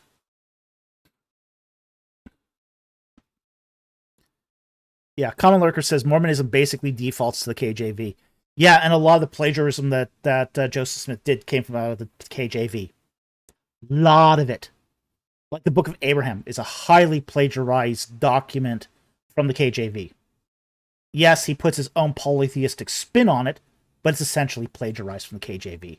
No Egyptian syntax ever sounded like the Book of Abraham. Ever. So, Gandalf the Based. You mean jamming your head in a hat and seeing a stone doesn't work? Well, I was surprised that the president of the and first prophet of the Mormon Church showed on television how Joseph Smith did his translation work, and he actually had the seer stone and the hat. He put the seer stone in the hat and put his face in the hat Live television. on live TV, on live video. He actually did this. I couldn't believe it when I saw it. It was just like, yes, we all knew it, but now the prophet and first president of the Church of Jesus Christ of Latter-day Saints confirmed it.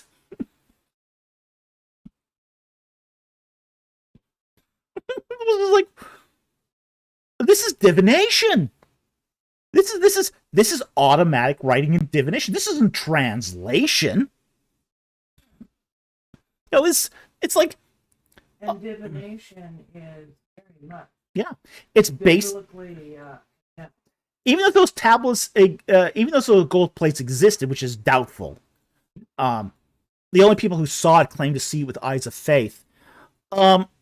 Even if those existed, it wasn't translated because Joseph Smith had no knowledge of ancient languages. He basically used a foci. Now, a foci. Here's what a foci is for those of you who are not into occult. Okay, and a foci. Think of a crystal ball. Okay, or a magic wand. It's something that's used to focus magical or spiritual power. So you go up to a gypsy fortune teller, and she's got her crystal ball there. And she's using the crystal ball as a foci to see the spirit world. Well, Joseph Smith Jr. is using a seer stone, which is just a clear stone, like a crystal ball, as a foci to receive revelations of the text, not translating it. It's just how they keep passing this off as a translation is just baffling. Get out of the place. A kid with a limp running with incredibly heavy tablets and fights off multiple people without dropping them. Yeah, I know where Moses was buried. CPM versus DOS. Scooby-Doo could see through that. Mama says, don't forget the hat. Yeah, the hat. Well, I mean, we even have an account from his Joseph Smith's wife that he, when he was translating the Book of Abraham, he covered it in a napkin so he didn't see the text, and then he just translated it without seeing it.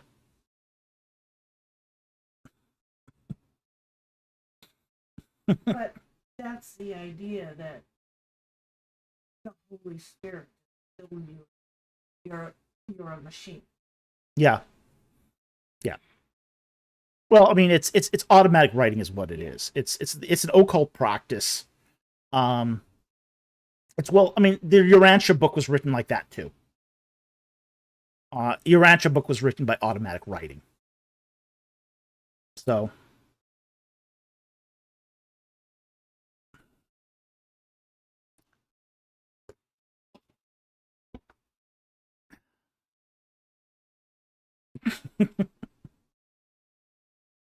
Adrian goes, imagine Aaron using Urim and Thummim and sticking his face inside his mitre.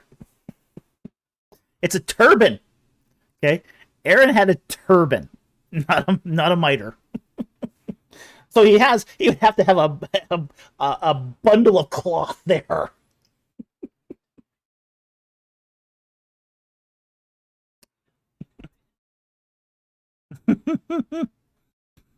Oh boy. All right.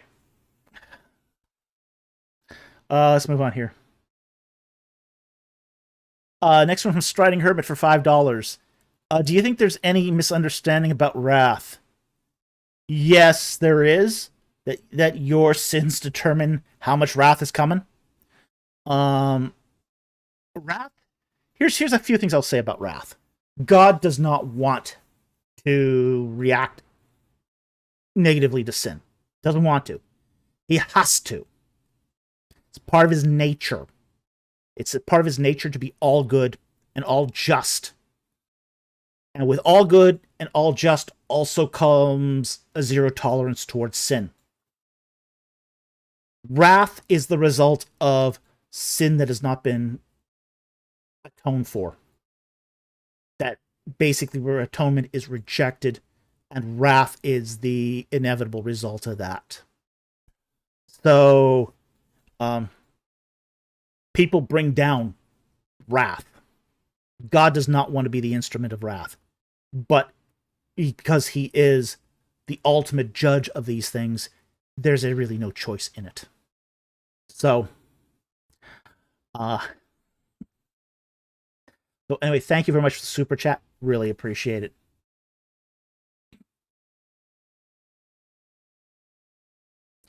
Gandalf the Based. Yo, what you doing, Aaron? Just talking to God in a hat. Well, that's just it. I mean, Joseph Smith Jr. didn't talk to God. He talked to the angel Moroni. He didn't talk to God in a hat. He talked to Moroni, an angel. What does Galatians say about that? If an angel or any other person give you a different gospel, let him be anathema.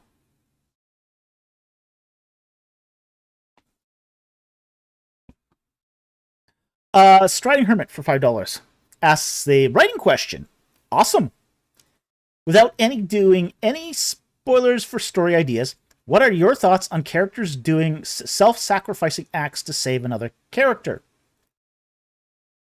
Here's my thought on this. It comes down to the words of Christ.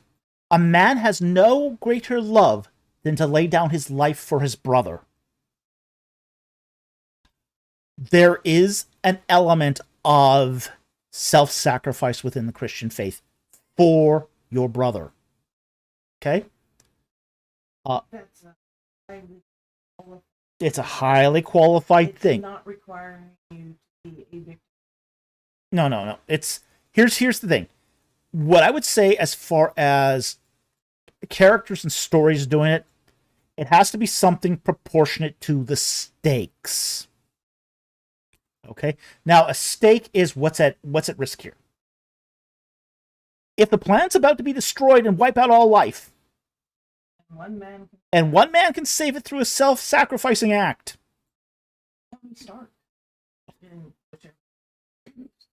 No, that's actually a good use of self-sacrifice by a character. That's totally appropriate because the stakes match the sacrifice. Okay, so there's definitely I don't have that as I don't think that's an issue. Here's where it doesn't work if the stakes are too low. So, guy goes to a store, wants to buy a pack of bubblegum, doesn't have the $1.50 on him to pay for it. So he comes home, tells his dad that he doesn't have $1.50. Dad kills himself to collect on the life insurance so he can have his bubblegum.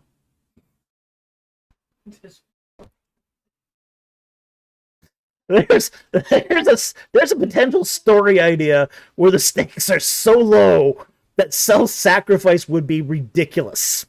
So the moral of the story is don't commit insurance fraud for bubblegum. Don't commit insurance fraud for bubblegum. Okay. Okay. The stakes have to be commensurate with the sacrifice. So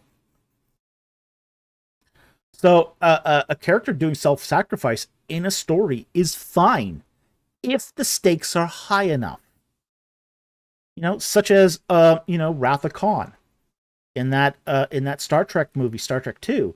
Spock goes into the antimatter mixing chamber to save the ship, so they could get out there before the Genesis device explodes. The stakes there are, if that doesn't happen, everyone on the Enterprise dies. His life is the cost to secure the win.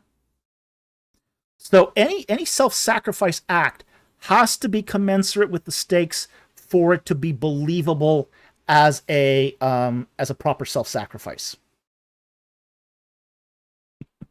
Andrew Grimm, I want bubblegum. Okay, I'll take my own life so you can have. Yeah. Again, stakes are too low. Stakes are too low.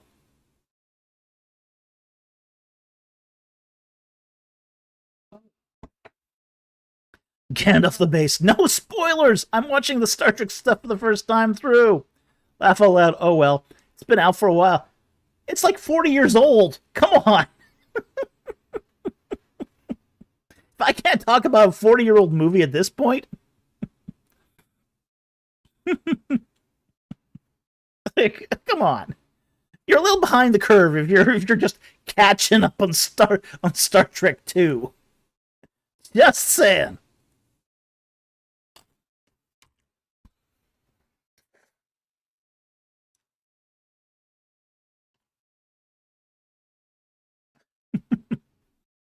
Gandalf the Base goes, I'm 28, never seen them laugh out loud. Yeah, well. All right, let's move on to the next one here. Striding Hermit asks, another question here. Pridos, thanks for the super chat. Do you have you ever possessed a special pen or writing utensil? Yes. This here is my special pen and writing utensil. Okay. Ooh.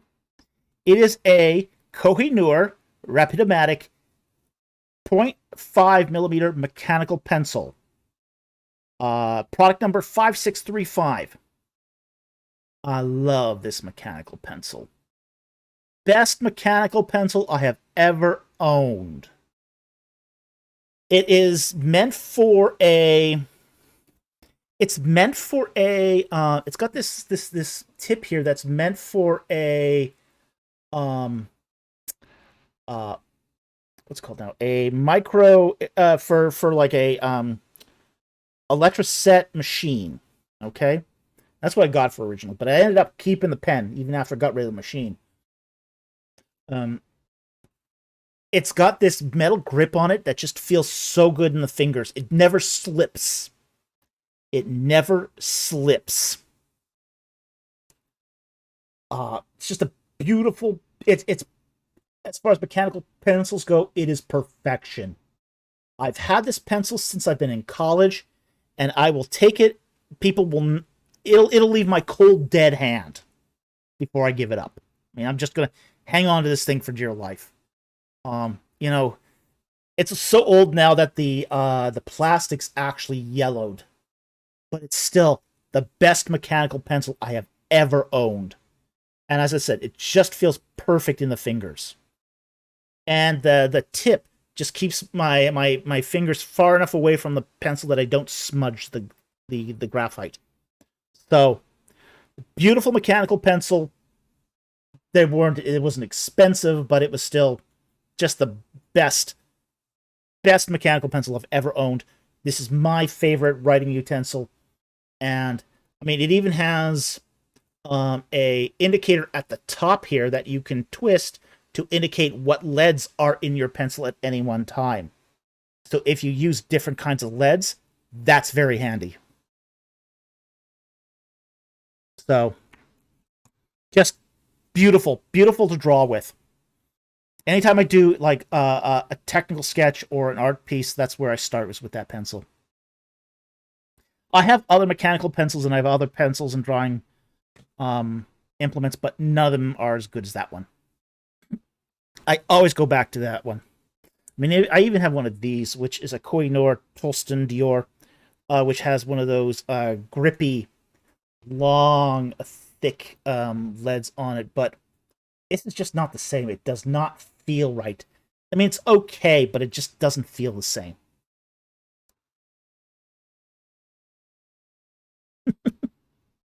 A CPM versus does. I leave for 1 minute and return to pencils?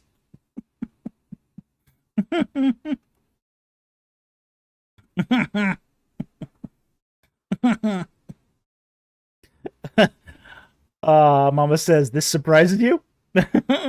Yeah.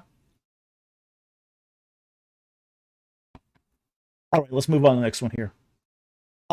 IC says, do we have any list of records of Semitic roots of the word LF being used as a meaning other than 1000 before the Exodus happened? I'd have to look into that in more detail. I did a quick scan into Akkadian. Their use of the word 1000 isn't even the same root as, say, the West Semitic. So that's something where I'd have to do more research on. I'd have to go into, I wonder what the Ugaritic says. Maybe we can find something in the Ugaritic.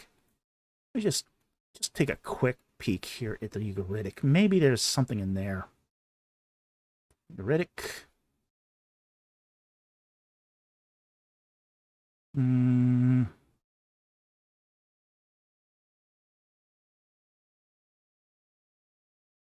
Dictionary of the Ugaritic. This one here. Okay, let's see if I can find it.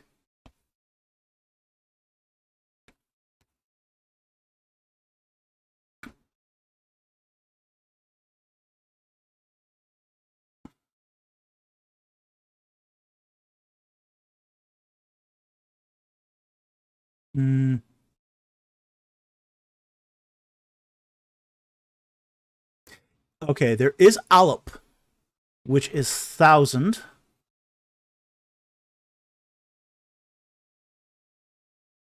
Okay, so that Alup would be the equivalent.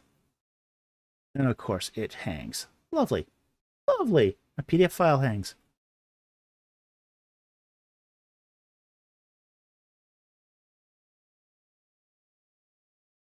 All right, let's go back all the way. Okay, so in the Ugaritic, we do have an alternate meaning for Alup, which actually has to do with bulls. One for 1000, that's their main word for 1000. There is an alternate meaning for it, and it doesn't say exactly what it is. Alpin, Alp.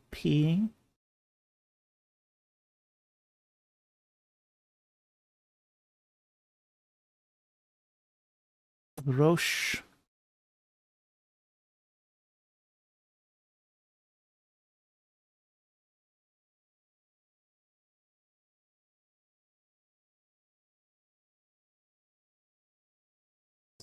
Anything else?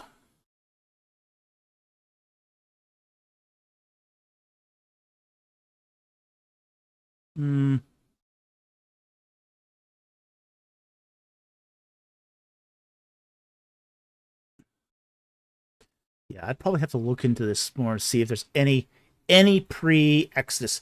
The problem is we don't have a lot of text from that time anyway, but I would have to look into this more.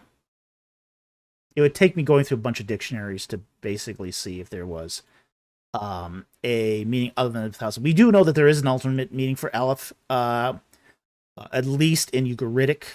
There's, as I say, but it has to be more do with cattle.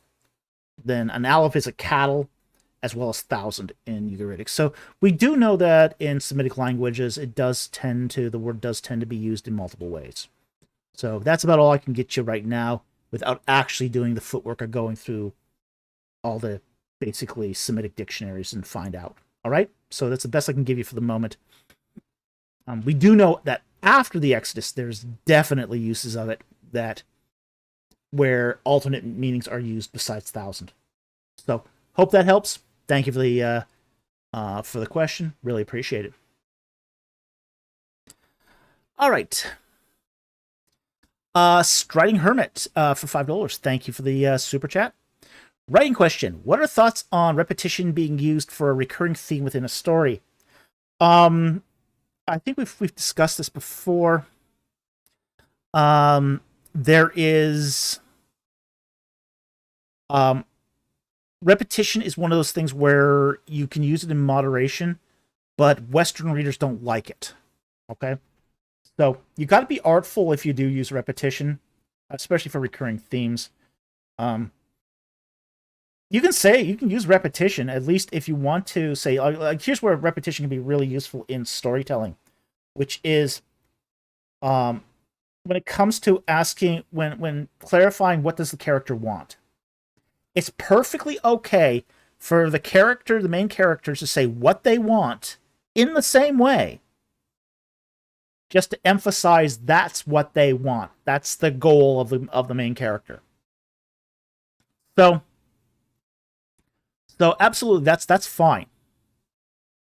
So, Mama says you addressed this last week for sure. Yeah, I did. But again, limit your amount of repetition. If you're using it for alliteration purposes or to do a unique turn of phrase, that's fine too. But again, just be careful about how much you do it. It's something that can be really overused. We've actually, you hear the news about, I heard the news about, Yeah. Really? You heard the news about John yesterday? Yes, it was yesterday. Yeah. Repetition can be too much if you, and it can really grate upon the Western ear. So be careful as you use it. Unless you want the other character really annoying everything your main character says. Or as you said, that's what writer's job is. Repeat the captain. Yeah.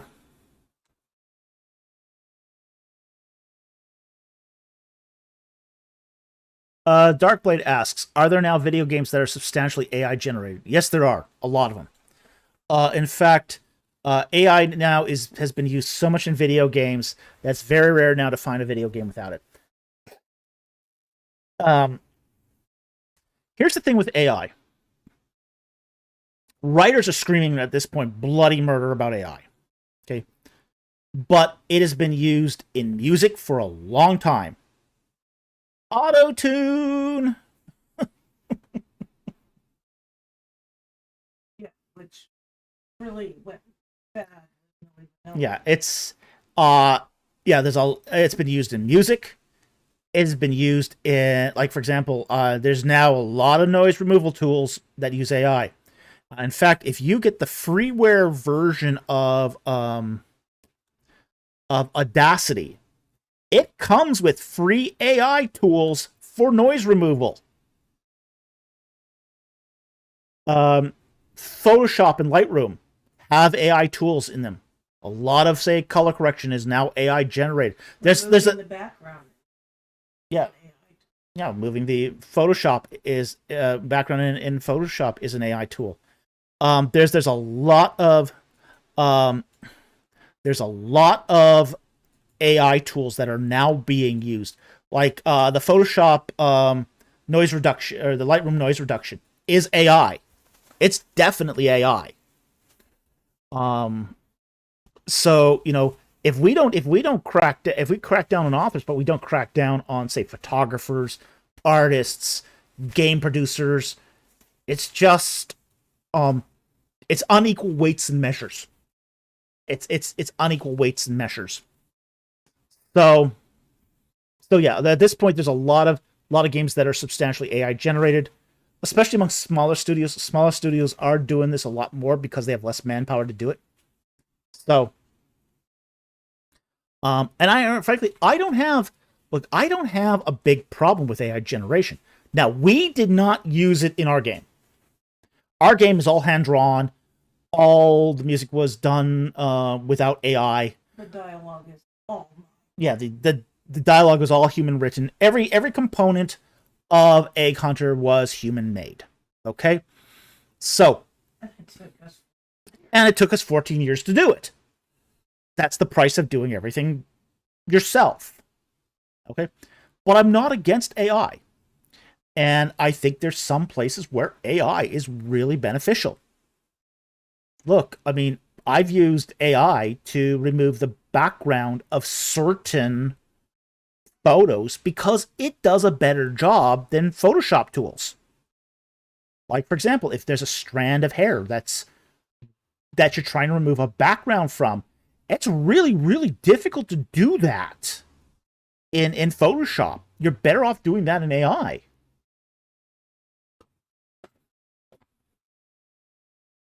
So it's also some photographic assets are just, you know, just unfeasible to do anywhere other than AI.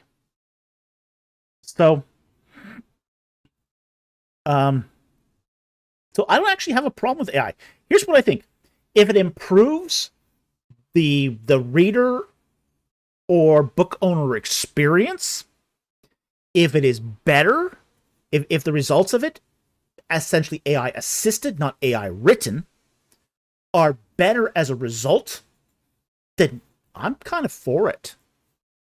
Um, you know, I use AI assets in graphics all the time. Why? Because I can't afford the $100,000 photo shoots. Nobody can. So But there's a lot of your own work in it. yeah, And Photoshop, it basically comes down to, is AI just another tool versus the people who AI does everything yeah, and they just put their name on. yeah. If you do all the if you use AI in such a way where human creativity is enhanced, not detracted, I don't have a problem with it. And there's definitely ways you can use AI to enhance human creativity. So I will leave it at that for now, but this is not going away anytime soon. So this will be something that just keeps coming up. But yeah, most games now have some element of AI in them, even if it's just photo editing. So hope that helps. Thank you for the question.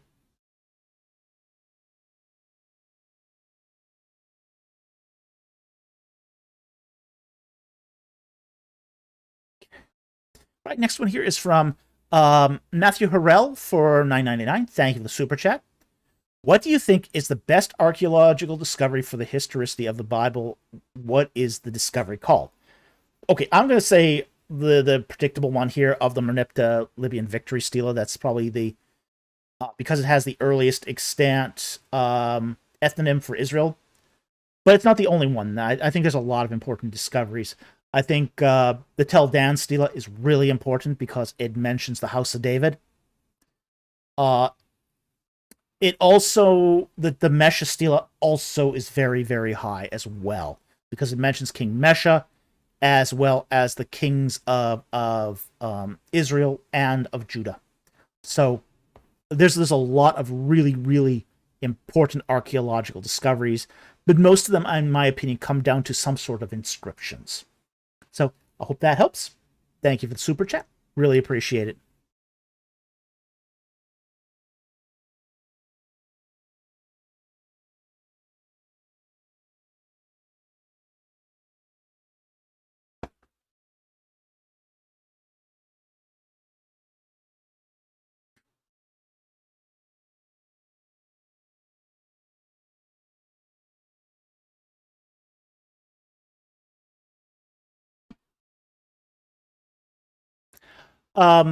I think this is Marmara's.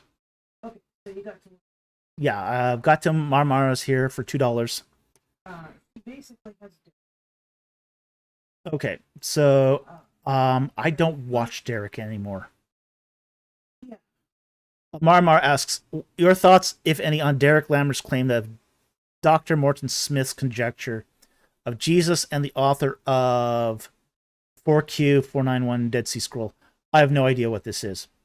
I haven't watched Derek's channel in a coon's age. Not essentially after he ran that hit piece against me. I don't watch him anymore. He had it at 10:20. Yeah, I'm awaiting Dr. Folks' opinion. It's coming up in my YouTube. I think he's a fast talking, name dropping elementary knowledge of theism. Where? What time's that? 10:20. 10:20. I'll take that comment. Yeah. Maramara asks, yeah, I'm waiting Dr. Falk's opinion of Derek Lambert. He keeps coming up on my YouTube feed. I think he's a fast-talking, name-dropping, elementary knowledge of Second Temple Judaism clickbait. You're not wrong. You're not wrong. She has 3 other related questions. So, yeah. is there- Okay, so this is going to be the overall answer. And then if I see anything on your subsequent question, I will comment. I don't watch Derek anymore. I don't. He was very unfair to me, and in publicizing the slander against me. So, yeah, he spread lies about me, essentially. So, I don't have anything to do with him anymore, and I stay away from him as far as possible. You know, he said he tried to apologize, but what he did was he apologized to IP, not me. I mean, he knew where I was. He knew how to contact me. You know, he never did apologize to me. You know, I mean, I had IP come up to me and say, you know, hey, why aren't you talking to Derek? He apologized. I said, why? He didn't apologize to me. He apologized to you. That's not an apology. Okay? And you know what? I even reached out to Derek. I even said to Derek, hey, you know what? If you want to apologize to me, let's talk. Nothing. He won't talk to me. You know, I made 2 attempts to reach out to him after he said, you know, that he apologized to IP. It's like, oh, okay. You know, IP wasn't slandered. He didn't slander IP. He slandered me. So, no, I have nothing to do with him. I don't trust him. He hasn't shown himself to be trustworthy. He definitely hasn't shown himself to be responsive. So, you know, I just leave him alone, and he does his thing, and I'll do my thing.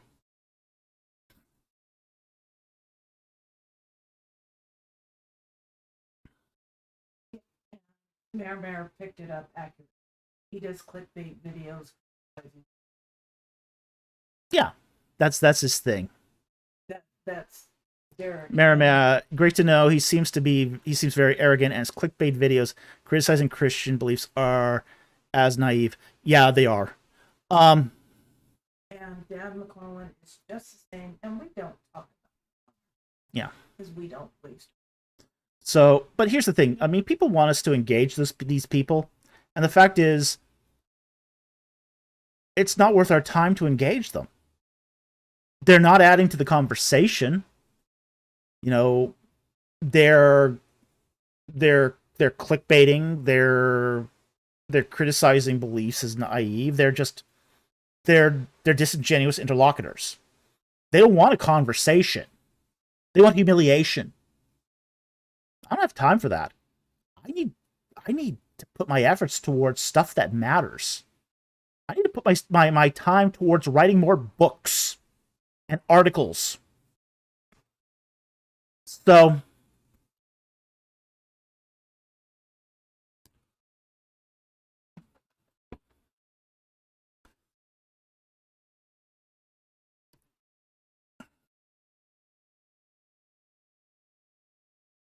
yeah, they're just not worth my time. They're just not worth my time.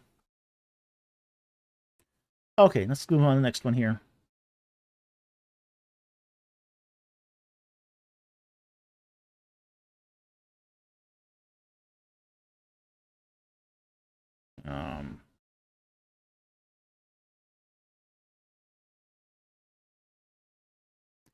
Mermara says, your thoughts on Derek Lambert's critique of Jeremiah Johnson's claims of deficit evidence of Hebrews' awareness of resurrection. I have no comment on that. I don't know what the claims are.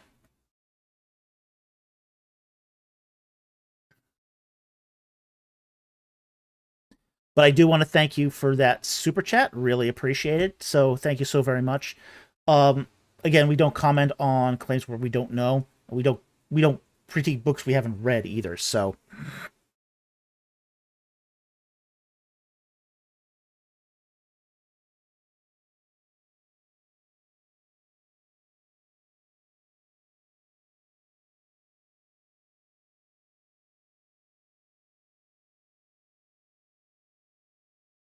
Marimara asks, your opinion on Dr. Smith's 1973 The Two Jews. Again, haven't read it. Haven't read it, so I can't say.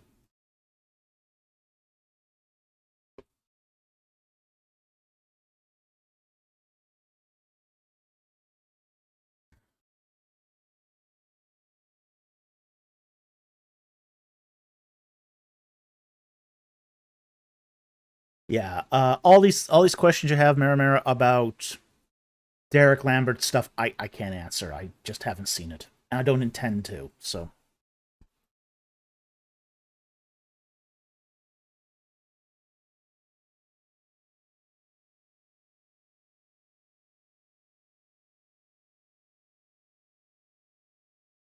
Serial Bowl asks a question: what are your thoughts on the alleged Fatima operations and the miracle of the sun? Oh, it's all AI. Fatima, it's all AI generated.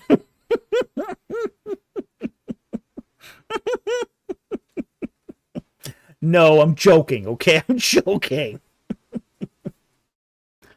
All right. I do have some issues with some of the Fatima apparitions, theological stuff. Okay. They do seem to endorse Marian worship, and I think that's an issue, not just veneration, but worship. So I think there's some issue with Fatima.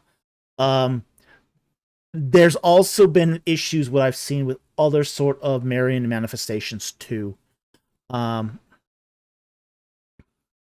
so um, I do not hold to the Marian manifestations overall. I just a lot of them seem to me to be Saint Elmo's fire. In the case of Fatima, there were a lot of people who saw the manifestations, and a lot of the accounts are exceptionally different in what they saw. So Jack Ray says the accounts records get very creepy for Fatima. Yeah, they do. Yeah, I was trying to be charitable there, but yeah, some of them do get really, really creepy. They do take the focus off of Christ.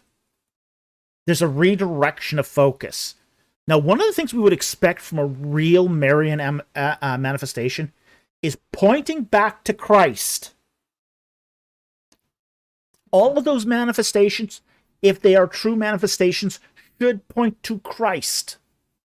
If it's not pointing to Christ, it's not a true manifestation in the sense that it's from God. So I get very, very tetchy when I start hearing about manifestations that point to Mary and basically continuously say that you must venerate the Holy Mother over and over and over again with no mention of Christ. That's deeply problematic.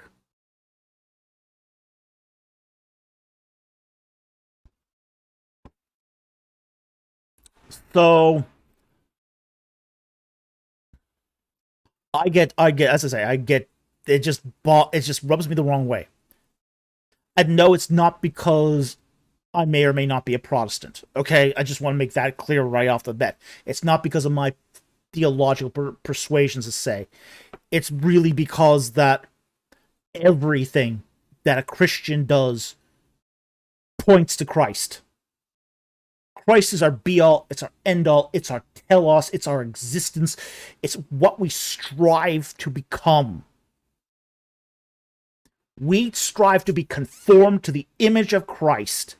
We live and die at the beckon of Christ. Everything we do is ultimately for Christ. If an angel or a manifestation or a visage from the dead comes and says, you have to venerate the Holy Mother, with no mention of Christ, that's a deceiving spirit. That is a deceiving spirit, regardless of whether or not the manifestation is naturally occurring or not. So I think that's a really, really important takeaway from Fatima. Is it's really those manifestations are really are directing us away from Christ, not to Christ. So I hope that helps. Thank you very much, Cerebral, for that question. Yeah. Yes, everybody agrees on it. It's the other. Yeah. Mara says, the Immaculate Conception, I believe, is a doctrine that, as a Catholic, we have to agree, I think. No. No, it isn't. The Virgin Conception is what we have to believe on, not the Immaculate Conception. Now, there's a difference between the Immaculate Conception and the Virgin Conception. Okay? The Virgin Conception is the conception of Christ that Mary was a virgin. We all have to agree. That's the first Marian dogma, and we all have to agree on it. The Immaculate Conception is the third Marian dogma. It's the idea that Mary herself was immaculately conceived. She was the result of virgin birth. And for that, her mother has to be the result of virgin birth. And her mother, and her mother, and her mother, and her mother, and her mother, going all the way back to Eve, has to be immaculately conceived.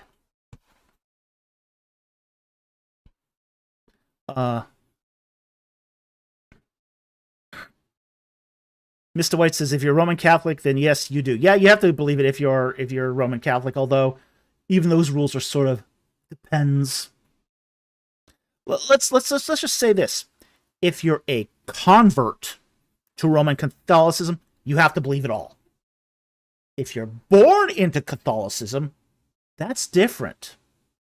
You don't have to believe it. It's one of the Catholic paradoxes. You're born into Roman Catholicism, you don't have to believe everything, because you're born into it and you're just accepted. If you convert, you have to believe it.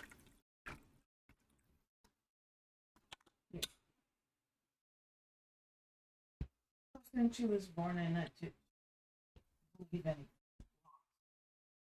Yeah. Common lurker goes, Pope Pius the Ninth defined the Immaculate Conception as dogma justified with papal authority. Yeah, that's Vatican I. So,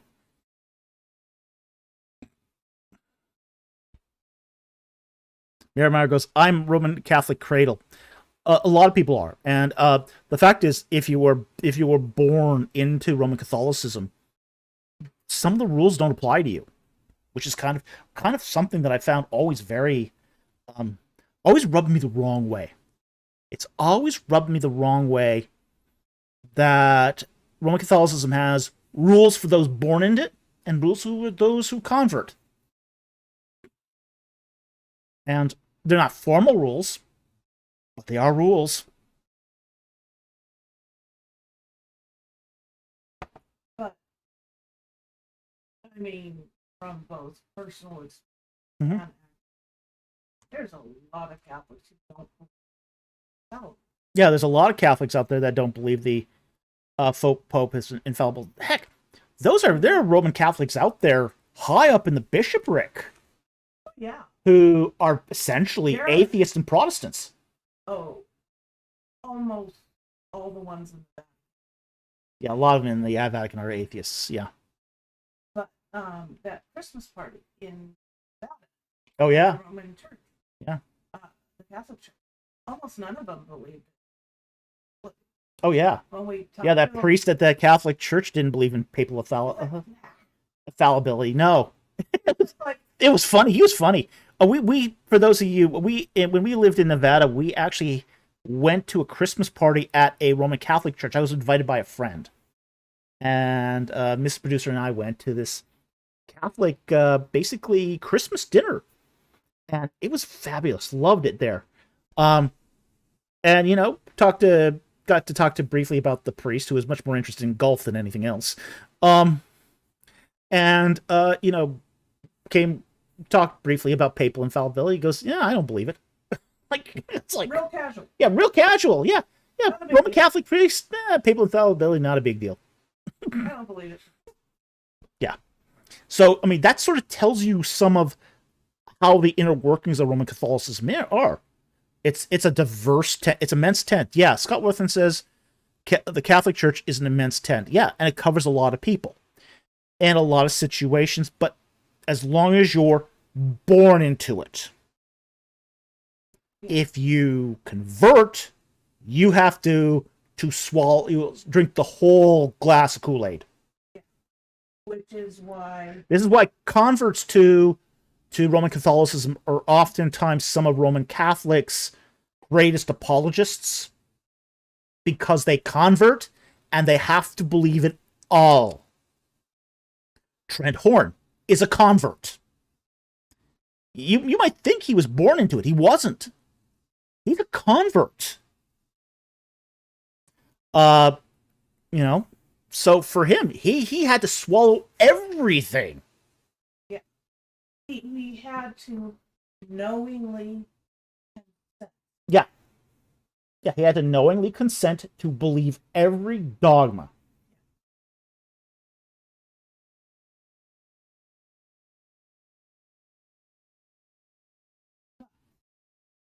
That's when Protestants interact with Catholics.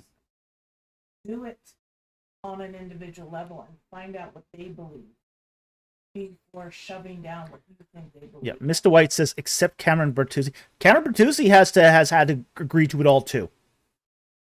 He may not always talk about it, but yeah, he's had to agree to it all. And that was the criticism. That was the criticism, yeah. So, Andrew Graham, does the same rule apply for Christians if they convert to the Roman Catholic Church? Yeah. Oh, yeah. Yeah, absolutely. If you're a Protestant, they make sure. Yeah, if you're a Protestant, they make sure you're catechized to accept it all. They don't accept you unless you accept it all. Yeah. All of it. They make it clear what they expect. Yeah.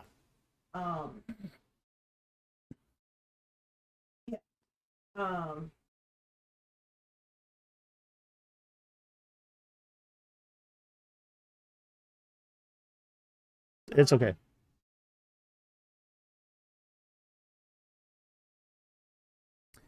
Jack Ray goes, I'm kind of backdoored into Roman Catholicism because I was going when I was a kid.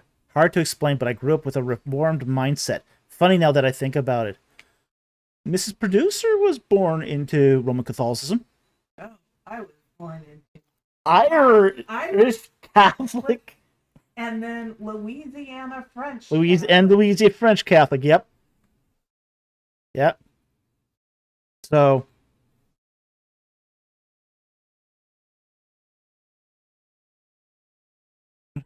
so it's just like, yeah. So we get it, totally. Mama goes, Alpha lore! Alpha lore!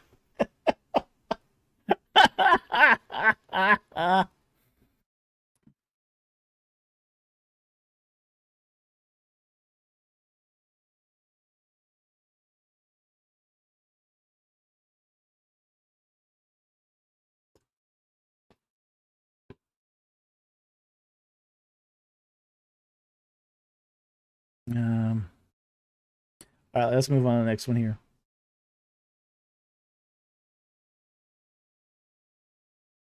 Next one here.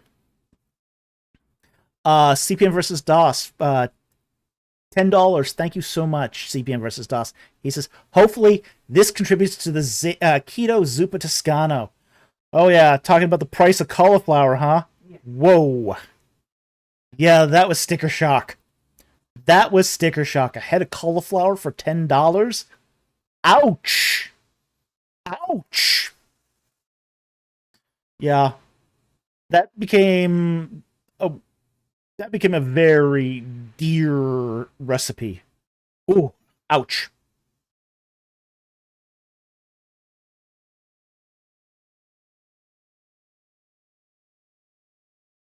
Merv Monson says, I thought Gavin Ortland was a Catholic first because of his admiration for Augustine. A lot of Protestants admire Augustine. So that wouldn't be a. It would be. I would be more suspicious if they admired Aquinas. Aquinas tends to be more in line with what Catholics tend to resonate with than Augustine. So Andrew Graham, cauliflower for $10, ripoff. Yeah, tell me about it. There's no more poor folk. No, there's no more poor folk food. Yeah, you Because just with all the algorithms, they track what people are buying. yeah, People are buying the cheapest stuff we can, yeah, and then they jack the price up because that's fine. yeah, yeah. And that's what gluttony. Yeah. Not eating them. Yeah. John Calvin built his theology off of Augustine. Yes, he did. Very much so. And so did Luther to some extent. Luther was very much enamored with Augustine. Jack Ray goes, oops, missed it. Augustine's really popular with Reformed ideas. It is. Yeah. Yeah, because of his position of total depravity and his use of grace theology. Yeah, so yeah, very much. Yeah, he was an Augustine. Yeah. Common Lurker goes, Augustine was very influential in the minds of the reformers. Yep. Gandalf the Base, Luther was an Augustinian monk, wasn't he? Yes, he was. So Luther had access to a lot of Augustine, and he read a lot of Augustine. So BBC, beware of liking Aquinas. Become Anglican. DVC says, beware of liking Aquinas. You might become Anglican. Well, that was one of the interesting things about, was it a Southern Evangelical Seminary? It's essentially a Thomistic school. You know, it uses a lot of Aquinas, and the number of graduates that convert to Catholicism after really high, really high. I'm sure that's not what Norman Geisler intended, but a lot of those people ended up going Catholic. Still do. So take that for what you will.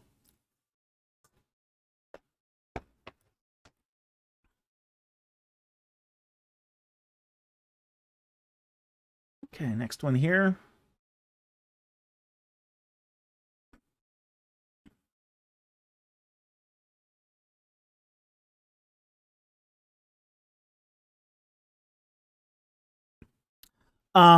Harry Stark, why are so many popular and public IT people secular? It's part of the culture. It's part of IT culture. A lot of IT people are secular, and it's just part of the culture. So, I was never secular was as an IT person, but there are a lot of people that are. Um,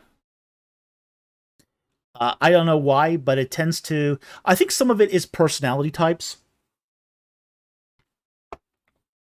When you look at, say, Meyer-Briggs surveys of who you find in church, very telling. Churches do not cater to introverts. Most of them are very extroverted, very feeling, and extroverted feeling types tend to make up the majority of churchgoers. And it's not by a small amount either. It's like 40 to 60% of churchgoers are extroverted feeling types. IT tends to appeal to introverts. Tends to introverts, judgmental types, that sort of thing. So I think some of it, this is that What do you mean? Online church is not for introverts. It might appeal to introverts, just not good theology. No, that's not good. Not good church. CPN versus DOS. It's hard for us introverts. It is, yeah. I mean, I'm an introvert. For me, it's very difficult. Yeah. Danny Dement's comment where extroverts think there's something wrong with being introverted. Yeah. But introverts are the people who get things done. Yeah. Danny Dement says, and if you are introverted, some tend to think there's something wrong with you, and it's so frustrating at times. Yeah, it is. I totally agree.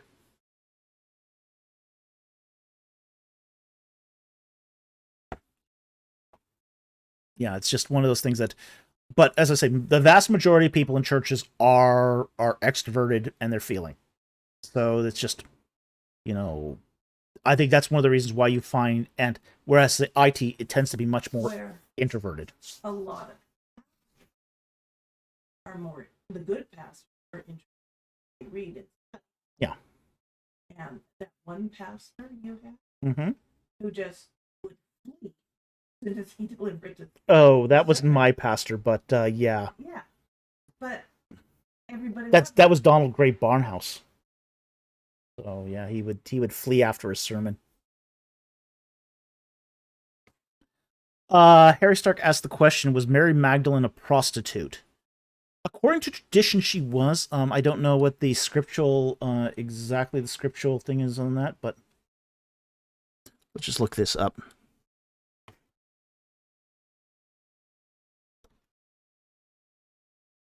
Let's see.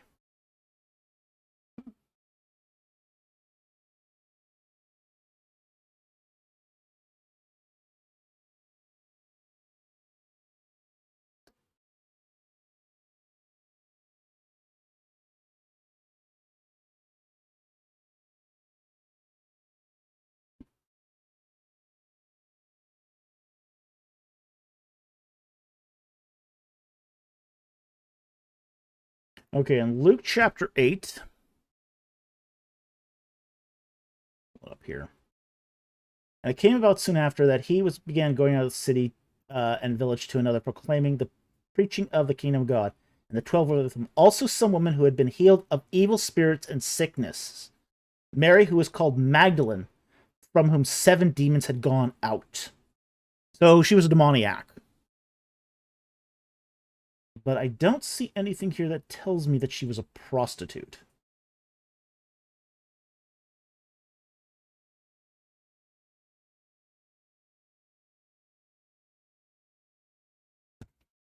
Yeah, there's nothing, doesn't seem to be anything in scripture that I can find that says she was a prostitute. This is one of those things that's tradition, but I don't think the tradition necessarily holds.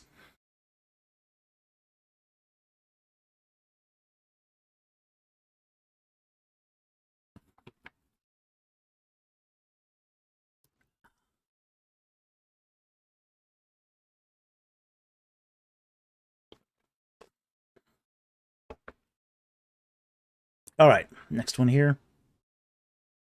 Move on.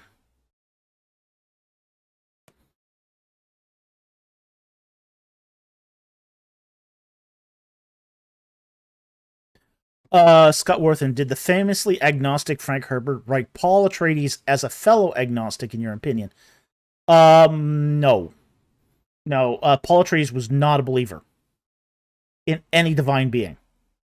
Was Muad'Dib written as a believer? No, he definitely wasn't. Paul Atreides believed in power. That's what he believed in. And that's pretty much clear from the books. So, no, he was not a believer in the divine. He believed in power and the abilities of human potential, but that was the extent of his beliefs, and that was pretty much fitting in with the storyline too. So, hope that helps. Okay.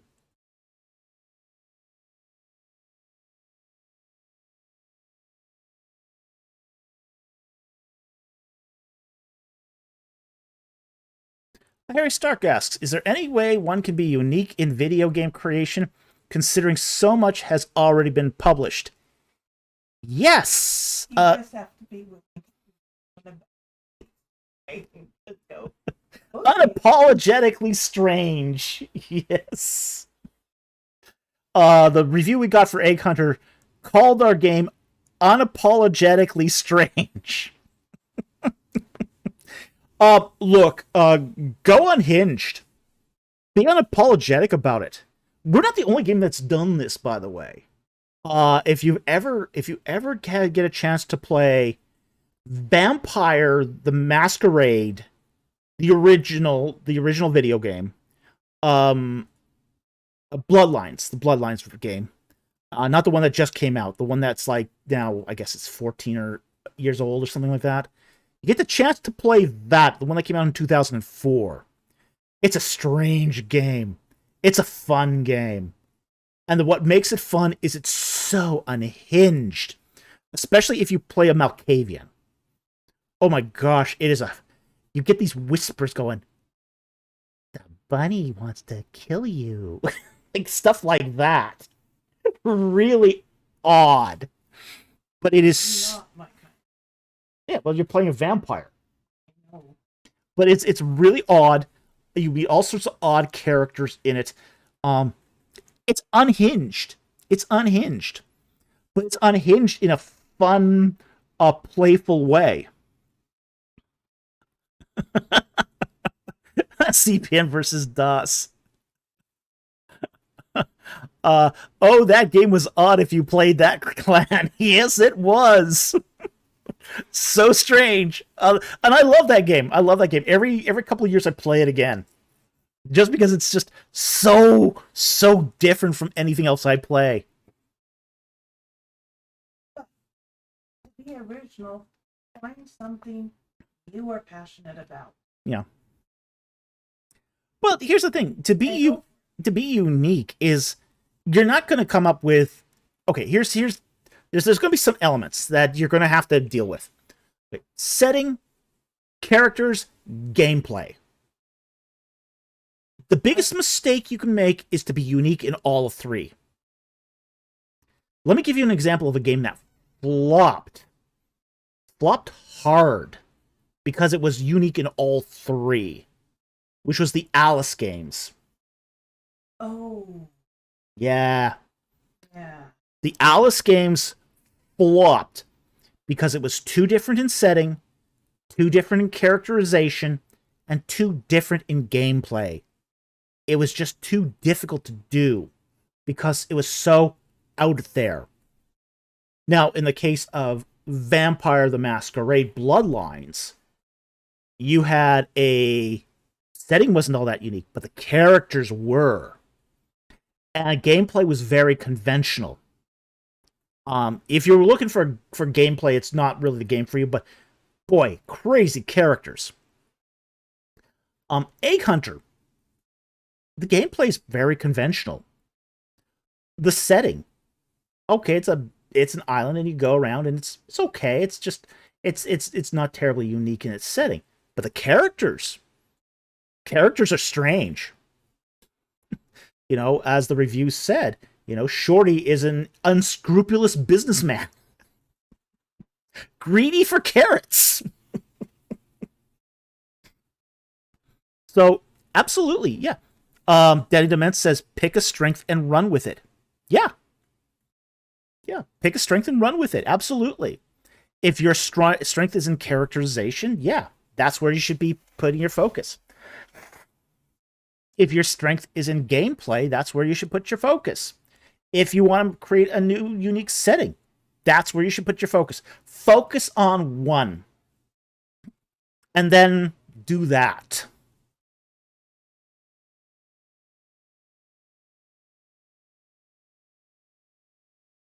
Jack Ray goes, I miss Deus Ex 1. No game really grabbed the story, mechanics, size, playstyle, options in one package since. Yeah, Deus Ex 1 was very good. Very good. I actually enjoyed several of the Deus Ex games, but I don't play them repeatedly. I found that the replay value was kind of iffy. I might pick up one of them again and and replay it, but it was just not sort of my thing.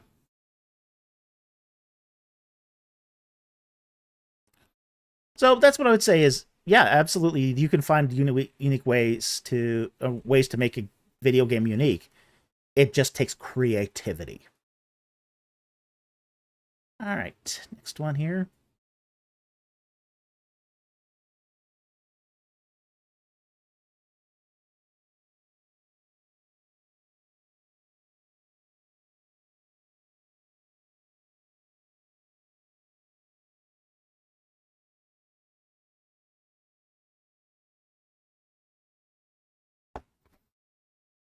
Okay, PA888 for $20. Thank you so much for that super chat. I would like to sponsor a question of your choice. Uh,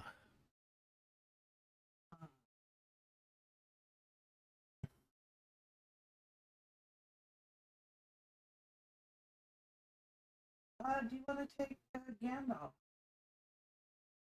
what time? 831. Use of it in ancient Middle East. Some confusion on how different cultures. Okay, we can do that. 8:31. Yeah.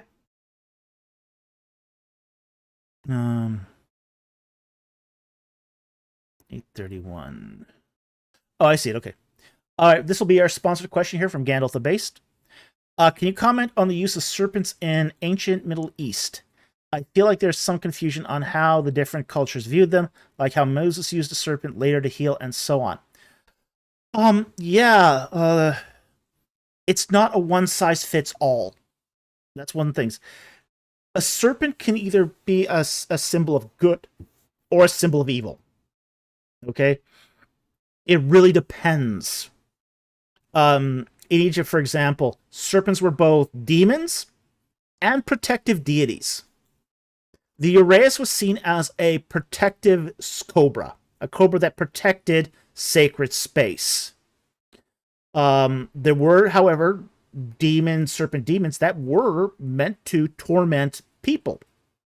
So it was sort of a both thing. Seraphim are basically flying, fire-breathing cobras. Okay? They're fire serpents and fire angels, fire spirits. Seraphim are considered to be good spirits. The serpent, the Nakash in the garden, is a bad serpent. Okay? So here's the thing that we have to understand about serpents in the Middle East. There's a love-hate relationship there. On the one hand, if you get bit by them, it can be fatal. It can cause tremendous amounts of pain. It can feel like your veins are on fire.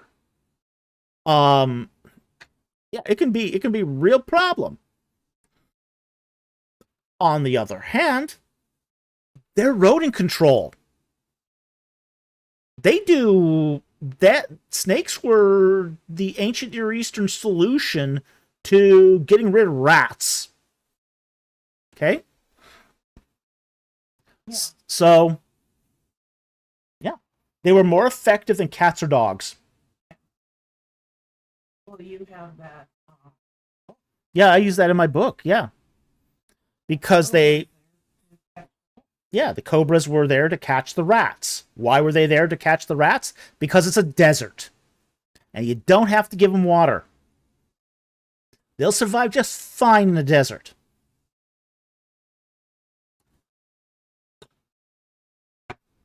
And they're much more interested on... I mean, the Egyptian cobra is a perfect example of this. They feed primarily on rats. They don't want to bite humans because that's a waste of venom, and venom is precious. It takes energy to produce venom. So Egyptian cobras do not want to bite humans.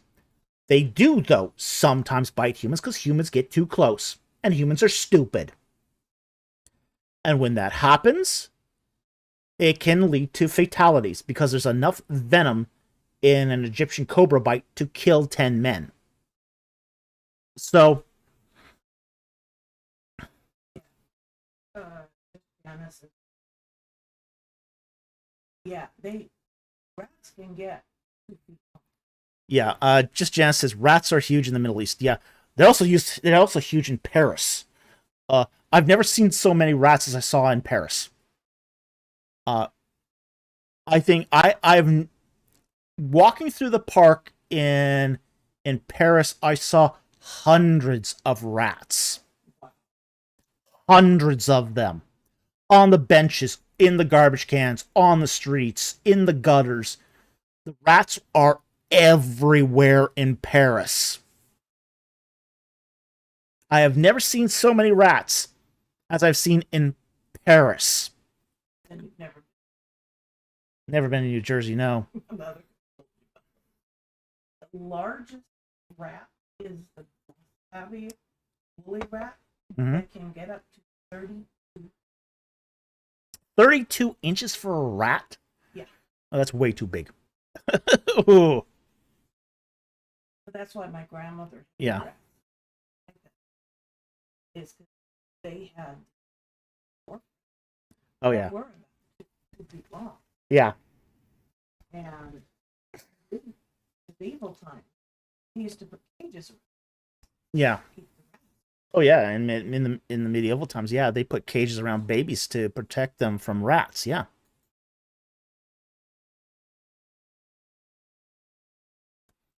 Danny Dement says, to be fair, Parisian rats are great chefs. Only if you like ratatouille. Only if you like ratatouille. Murph Monson says, I was shocked seeing Paris. Yeah, it is a shock the first time you go. It's so filthy. It's such a filthy city. Yeah. I have been to Paris now 3 times, and it never ceases to amaze me at what a garbage city it is. And that last time when I saw all those rats was, yeah, no thank you. No thank you. Okay, so that's sort of the relationship that serpents had in the Middle East. They could kill you, but they were also rat control. A very effective rat control at that.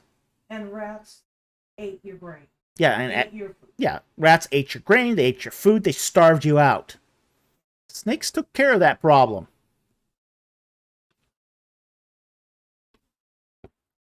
All right, let's move on to the next one, yeah? So, Rich Adams asks for $5. Did Moses write the covenant in Exodus 19 to Leviticus 23 and Deuteronomy similar to a suzerain treaty, or was that done by a later generation? There has been some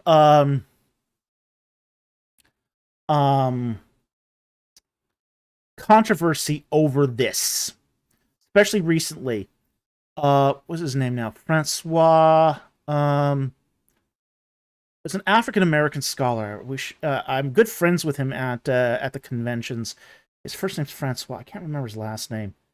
It's a French name, but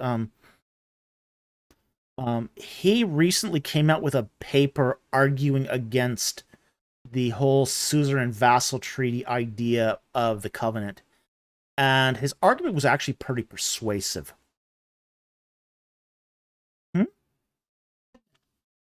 Okay. Yeah, sure. No, not Gerard Gerteau, that charlatan. Gerteau is a charlatan. Oh my gosh, his scholarship's so bad. Oh, I have a Gerteau story. This is not Francois. This is not the good scholar. This is he's a Gerteau is a revisionist chronologist. Okay, and I did a paper at Azor the year prior, basically panning his views. And he came out, I mean, he lives in Europe. He came out to Azor and gave a paper. And I was actually at his paper, and I said in the comment, the portion that, I put your chronology through Groundhog, and it was internally inconsistent. And his comment, his thing was, oh well. It was just like, he said nothing. He wouldn't address the issue at all. It was just like, okay, your chronology isn't going to work. And he goes, well, well, oh. He just made these little brief sounds like, okay. But until Groundhog, no chronologist ever had to be accountable. Yeah. Until Groundhog, there was no chronologists didn't have to be accountable for what they did. Now they do. Now there's something to check them. So, yeah, I mean, yeah, Gerteau is a charlatan. He never finished his degree. I don't think he ever will. It's just, yeah, he's just not. Um, I wouldn't put much into that. Put any stock into anything he says. Okay. But Rich Adams, just get back to it's a controversial subject right now of whether that's a suzerain vassal treaty. It's possible. Ken Kitchen argues that it is. Francois, I forget his name. He argues it isn't. I think it's right on. It's up in the air. So I'm not going to go one way or the other on this one.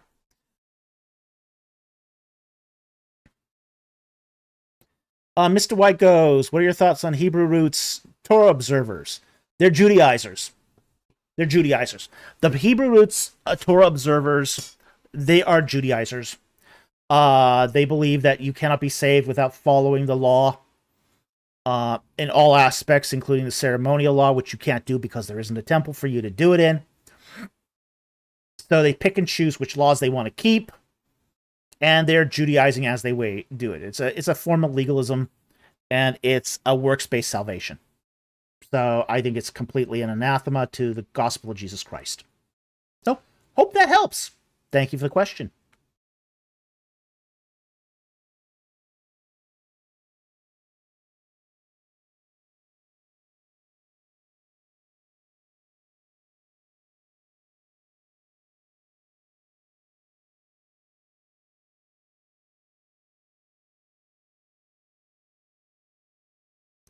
Harry Stark, will David do an animated movie or episode?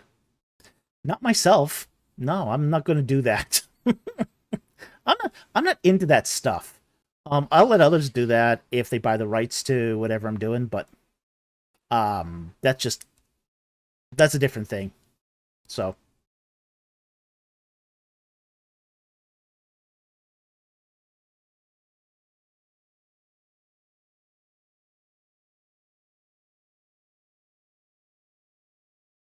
next one here.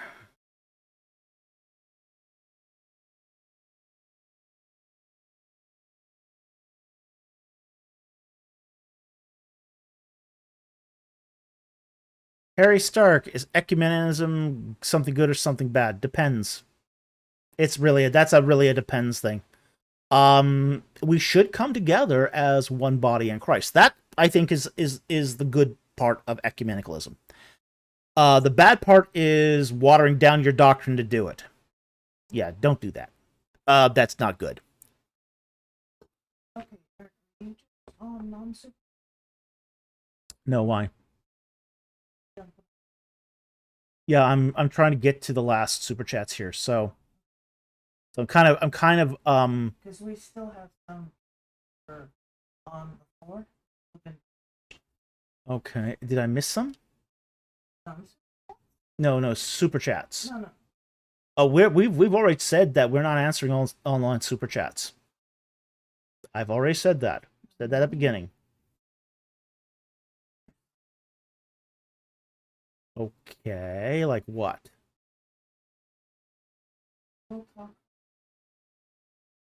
Because the next super chat is at 10:54.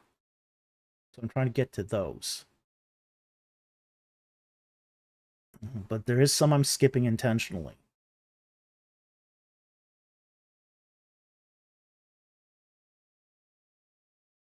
You can bring it up to my attention when we get to the end here. So when we get to the end, I'll ask you for more. Okay? I want to make sure I do get the important questions, and I want to make sure that I get the super chats.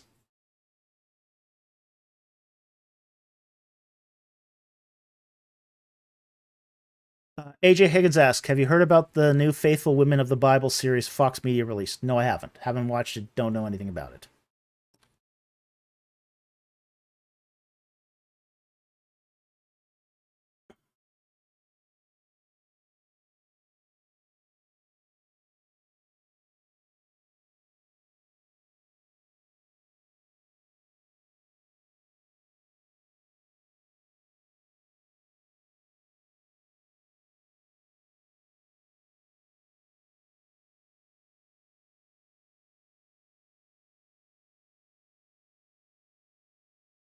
Mira asks an interesting question.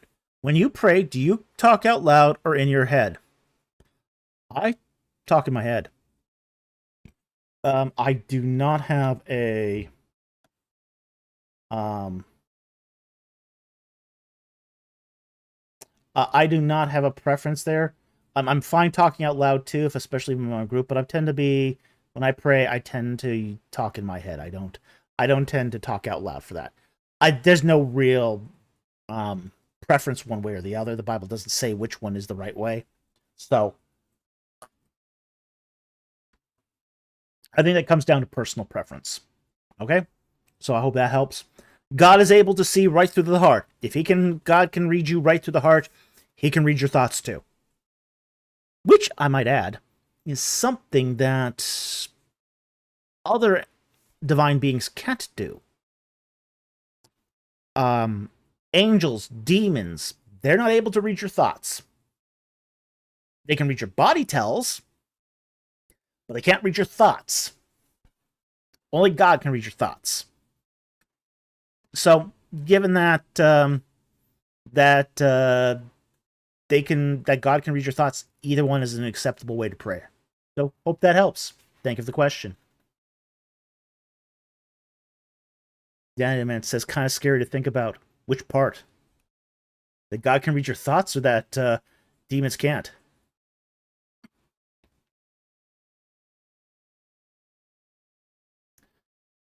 Scott Worth, and the devil is not a mind reader. No, he isn't. He can't read your thoughts. He can plant thoughts in your mind. They can't read them. Scott Worthen, which Protestant denomination are you? Oh, wouldn't you like to know? Keep guessing, man. Keep guessing.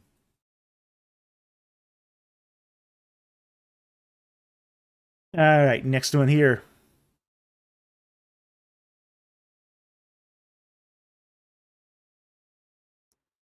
Is from Chad Linux. All right, for $9.99. Thank you very much for the super chat. What's your opinion on Eastern Orthodox and Catholics that bring up the fact that the Bible came from their church, thus justifying that the church has supreme authority? Okay, I think it's a misunderstanding, first of all. Okay, it's a misunderstanding in a lot of ways. It's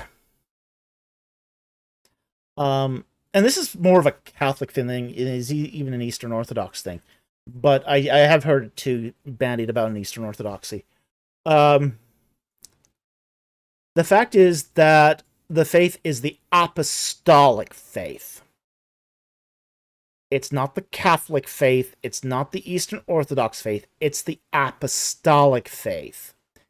We serve the faith that has been handed to us from the apostles, not the church. It's the apostolic faith. And that's a really, really important distinction. Our authority does not come from the church. It comes through the apostles. And the apostles through the apostolic sees. Okay?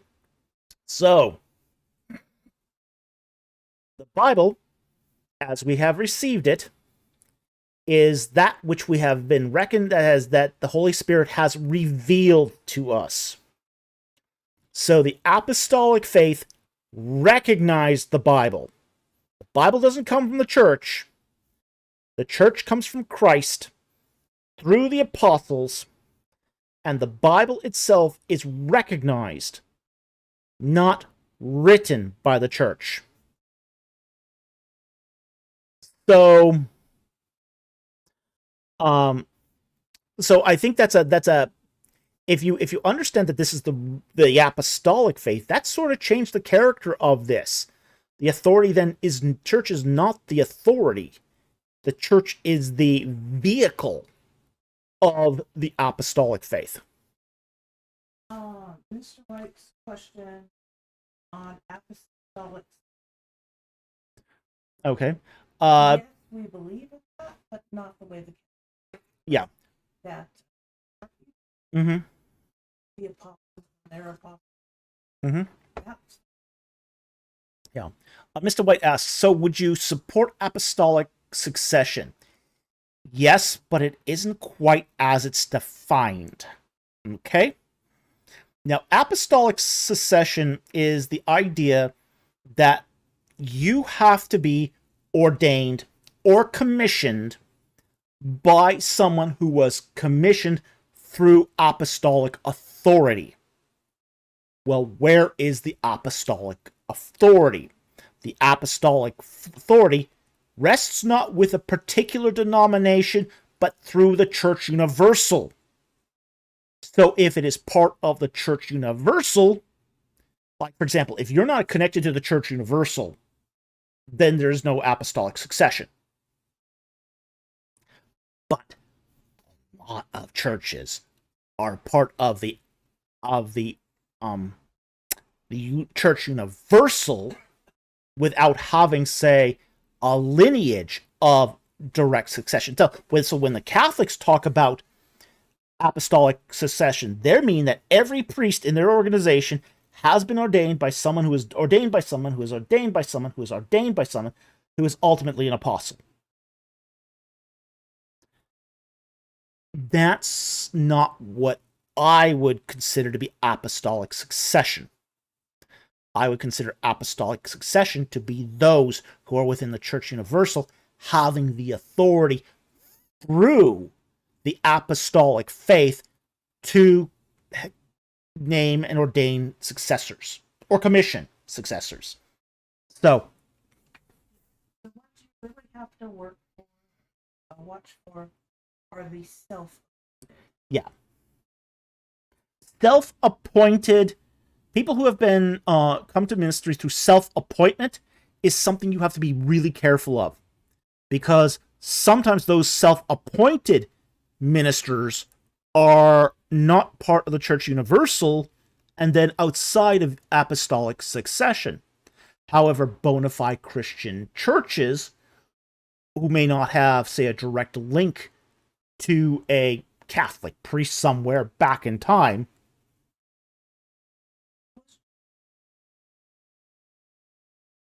Yes.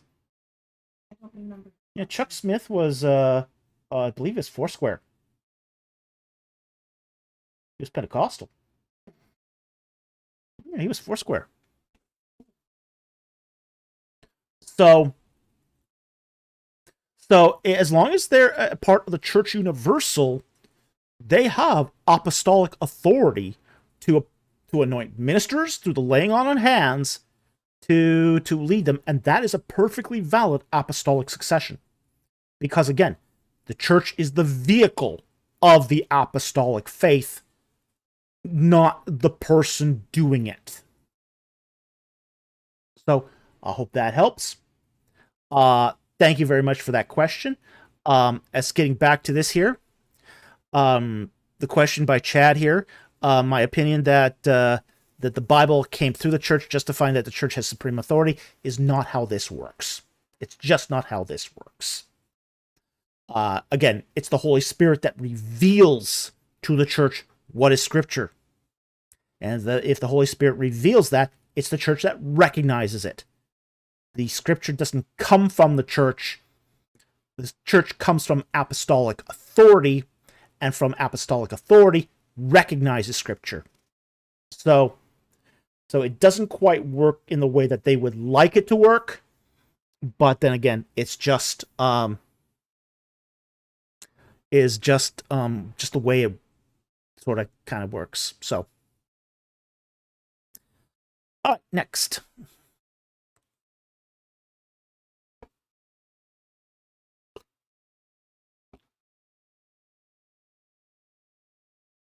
Next question here is from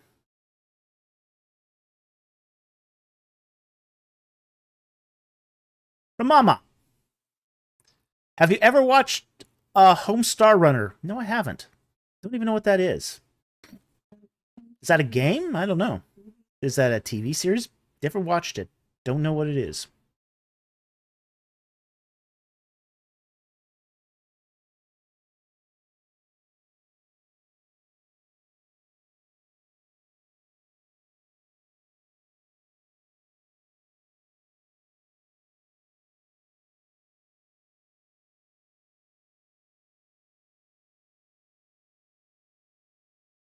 Okay, DBC here has a member question here.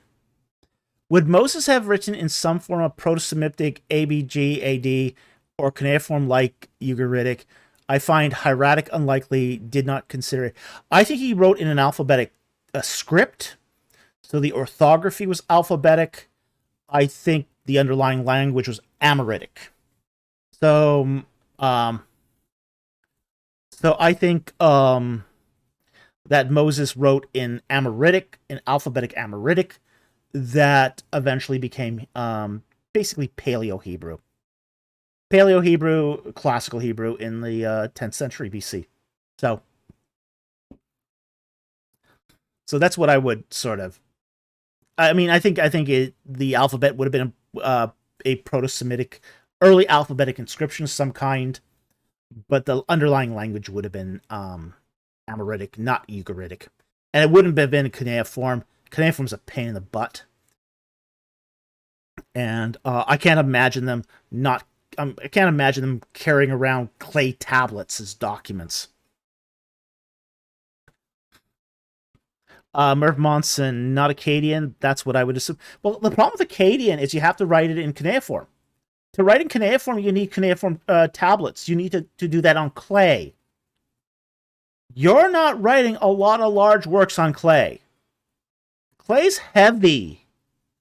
If you're a migratory people wandering around the Sinai for 40 years, the very last thing you want to do is carry all the texts of the Pentateuch around on clay tablets. Heavy. Really heavy. Oh, yeah, that would be... I think carrying around a notebook. I think carrying around a notebook's bad. Oh my gosh.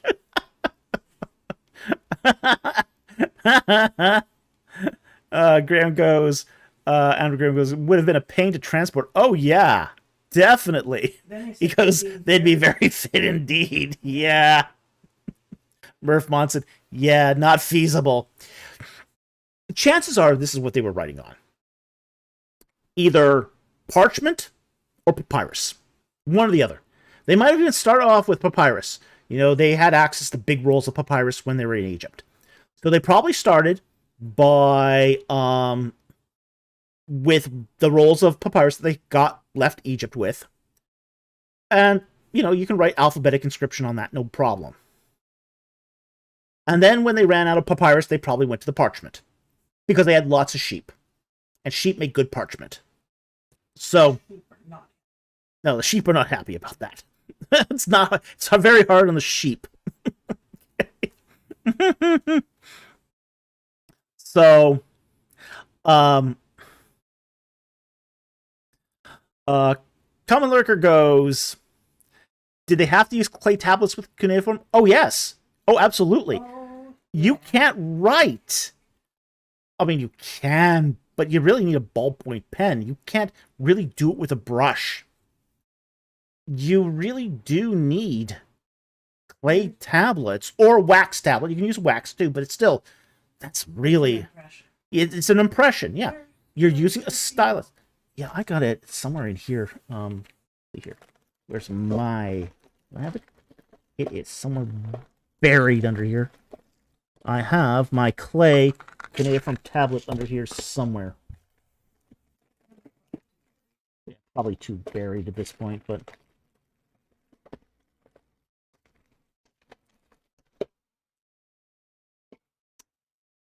I'll have to pull it out another time. But on my desk here, I have a clay tablet and a stylus to make cuneiform. And it to do it really well and quickly, you do need that sort of stylus to do it. It's not something you can easily do with a brush.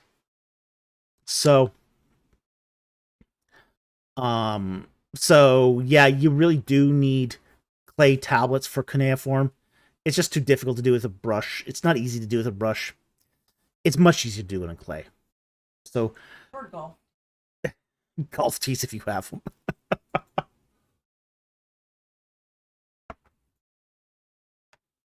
DBC, sheep or goat. Goat's more common at Qumran. Yeah, you could use goat too for parchment. Either one will work.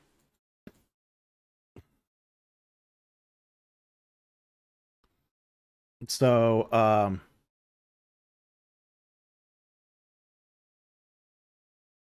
but yeah, you do need if you're going to use parchment or papyrus, you're going to use a brush. And if you're going to use a brush, you would probably then use alphabetic inscription of some kind. Or hieratic or hieroglyphic. But I don't think they used hieratic or hieroglyphic. I think they used alphabetic. And alphabetic works fine. Works fine on parchment.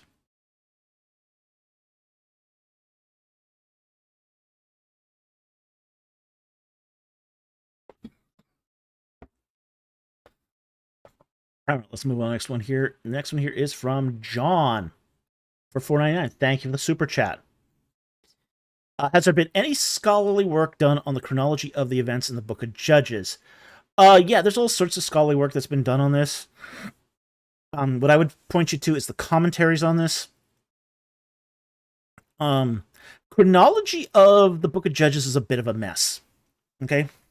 The reason why is that every position, whether we're talking early Exodus, early conquest, or late conquest, doesn't matter, has to do Judges as a parallel account. And Judges seems to allude to the fact that it's a parallel account. So, doing a chronology of a parallel account is very, very difficult. Kitchen tried to do it in his book on the reliability of the Old Testament. If you want to see his work on this, you can go look at that. Other scholars have taken different views on this. The one thing that does not work is a sequential retelling of the Book of Judges. It doesn't work. There's too much history there. It comes out that if you stack everything, the ones that try to basically shove all the accounts into one narrative line tend to exclude like the periods of peace, the periods of rest. So the way that Judges work is you have a period of oppression followed by a period of rest. And it's very cyclical. So while one tribe is going through a period of rest, another tribe might be going through an oppression. So there's a lot of overlap happening in the Book of Judges. So it's just one of those things where if you don't understand it about Judges, you can really muck up the chronology. The other problem, too, is we don't have a lot of synchronisms. In fact, we've got almost none for the period of the Judges. This makes doing a chronology really, really difficult for Judges. You can do a lot of things. I mean, Dead Reckoning will only take you so far with the chronology of Judges. So once you start hitting those parallel accounts, all bets are off at that point. So, doing a chronology of the Book of Judges is really hard, at least to do it consistently. Also, again, because of the way Judges is arranged, we have to understand, too, that the Book of Judges is also arranged didactically. It's not arranged chronologically. Now, what do we mean by that? Both Book of Joshua and Book of Judges is arranged didactically. That means it's not arranged in chronological order. It's arranged in terms of good to bad. In the case of the Book of Joshua, it goes from good tribes to bad tribes. In the case of Judges, good judges to bad judges. If you're hitting the end of the book, you're definitely in bad judge territory. Okay? Yeah, I'm almost got it right here. From best to worst judge. Yeah, exactly. So it's not arranged in chronological order. So to try to arrange a chronology based upon Judges that's didactically written, your chronology is going to be automatically wrong. So that's going to be an issue for trying to do a chronology there. So the best we can do as far as a chronology of Judges goes is a lot of guesstimation. It's a lot of guessing. Again, until we find some of those juicy synchronisms to help us anchor some of those figures, it's going to be really hard to put this all together, piece this all together. So I hope that helped. Thank you very much for the super chat. Very much appreciated. But it's not, even though there's a lot of scholarly effort going into this, I don't see it as being all that fruitful. So that's my opinion on it. Mama goes, says, new thing I learned about Joshua, though. Best to worst tribes. Oh, yeah. Oh, yeah. Starts with the tribe of Judah. Ends with the tribe of Dan.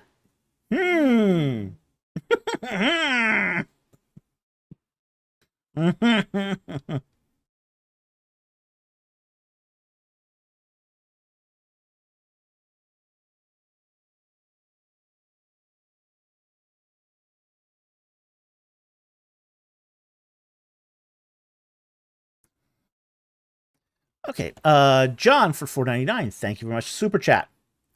If we ever encounter a spiritual being such as an angel or ghost, what would your practical advice be to do in this situation? Ask them who they think Jesus is. There you go. There you go. The fact is, a lot of ghosts don't reply anyway, so it's in many ways it's a self-correcting problem at that point. An angel will reply. If an angel tells you that Jesus is just a man, yeah, you're Good teacher. or a good teacher, yeah, you're dealing with a bad angel there. If they get this beatific look over there, they go, holy, holy, holy is the Lord God Almighty. Yeah, if you ask an angel about Jesus and they go, holy, holy, holy is the Lord God Almighty, yeah, you might be onto a good angel there. Okay? But if they go something like, well, he's just a man, or he's just a son of the Father, or something like that, oh yeah. Yeah, that's a bad angel. Bad angel. Ghosts might not know, because not all ghosts are conscious. Yeah, or who? Yeah, that would be a bad sign from an angel.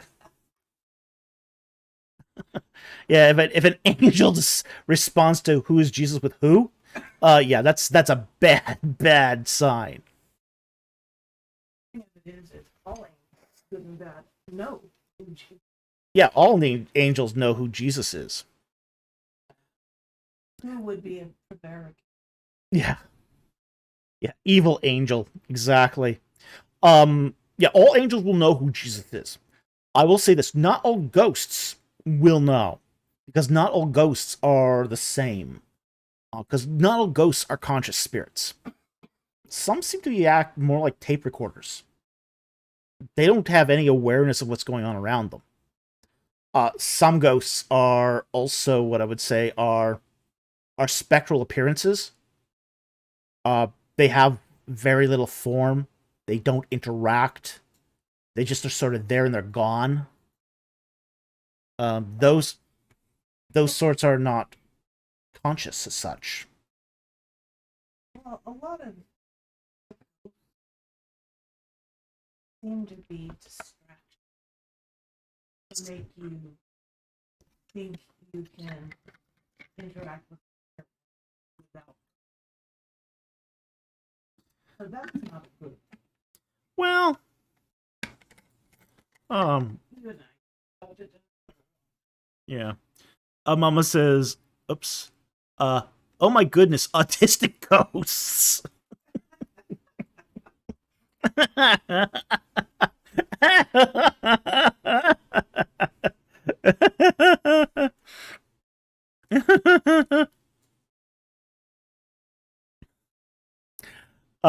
CBN versus DOS. So the trope in video games where ghosts reenact a scene that helps you figure out a puzzle is a bit closer to reality than I thought.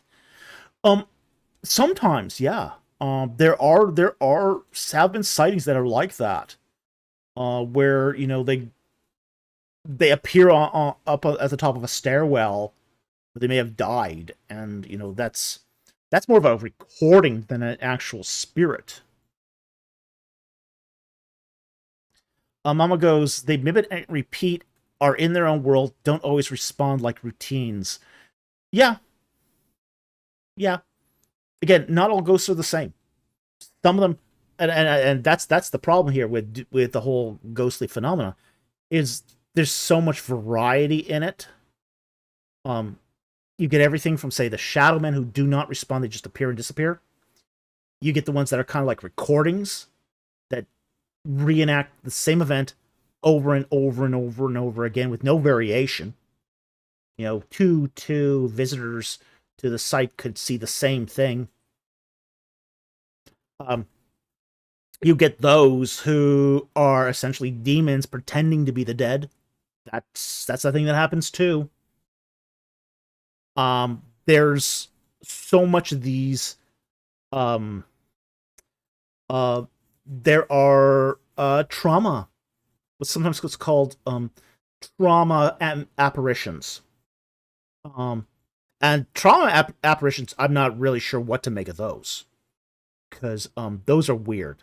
Basically, a trauma apparition is when someone close to you has died, and you see their spirit within a certain amount of period afterwards. So those are trauma apparitions. It's hard to know what those are exactly. So,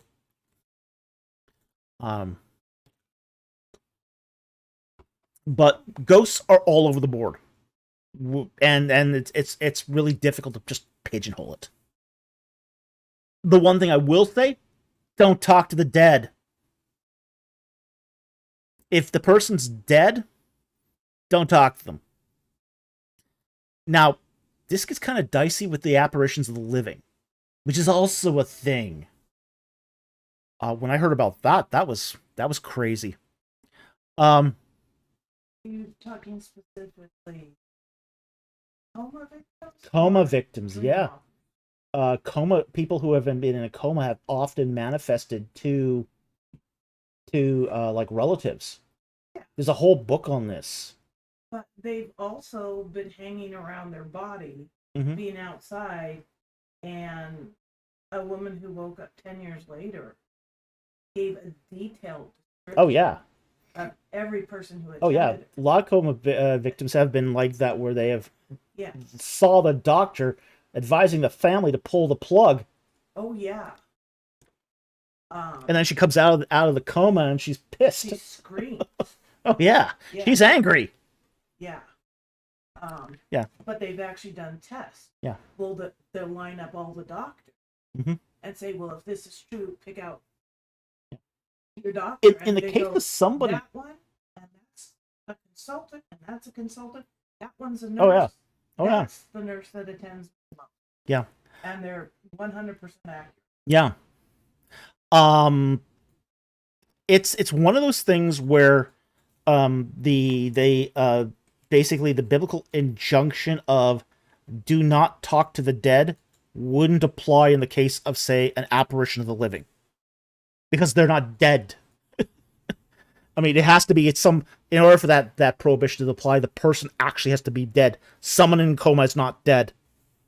So, it's a very, very strange phenomena, but it's been documented enough that it's a possibility. Baramara asks, what about entertaining angels as strangers in disguise in the Bible? Here's the thing, when they're angels in disguise, they're not letting you know who they are. Okay? Also, they're not dead. Okay? Angels aren't dead. They were never alive, but they're not dead. Okay? They are spirits, and if they're in disguise, they're staying in disguise. In the Bible, when it says that some of you have entertained angels without knowing it, that's what it's talking about, that these are angels that are on a mission. They're doing a job. They're in disguise. You're not to know about it. And they're not making a fuss. They're not making a fuss. They're not revealing themselves to you. But you're there. You're a bystander.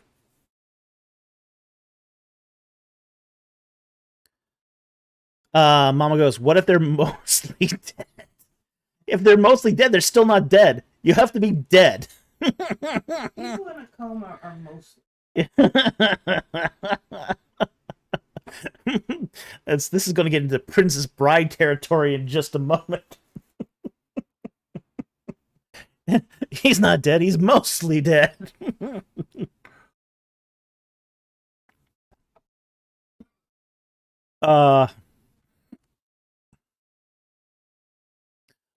Just Janice says trauma can bring in demons. It can bring in all sorts of things. Trauma's really a tough situation to go through. So that's where you sort of have to put your spiritual discernment on high.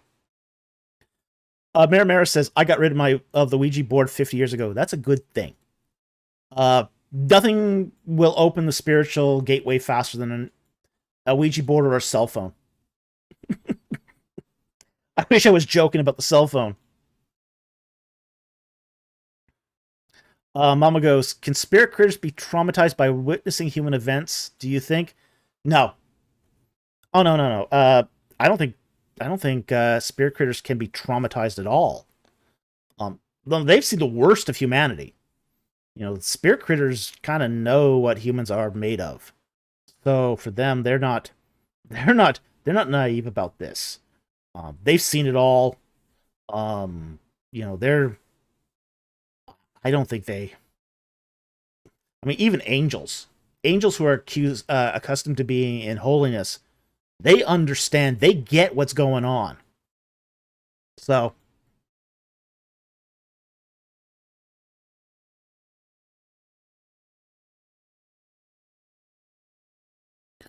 All right, next one here. I think we've covered that one to death.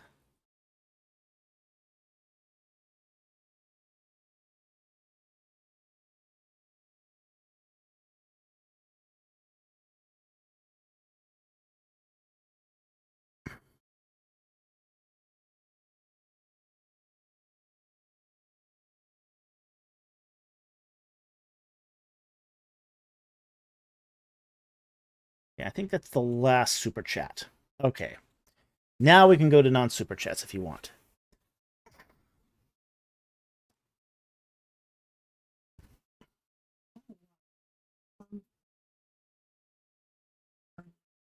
Okay.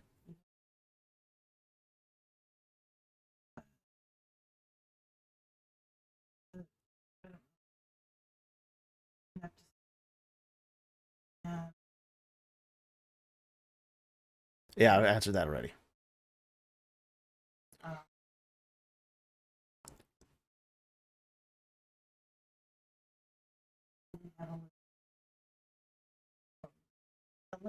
Answered that already.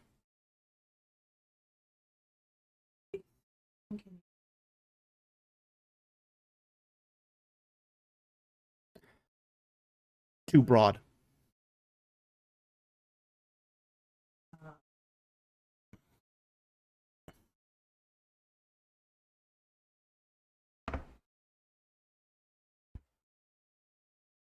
Oh, opinions. We've already answered that.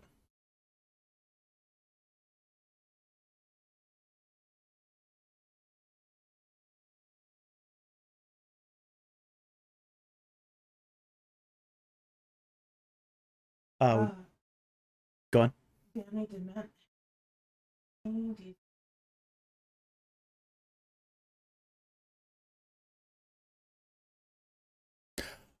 Okay, we'll take that one. 1017. Okay. 1017.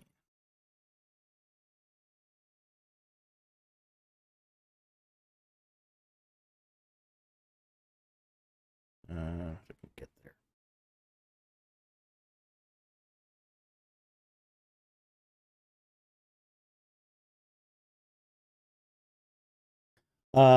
Danielman asks, do you think the creation of Adam in Genesis 2 is a case of repetition or a separate creation story?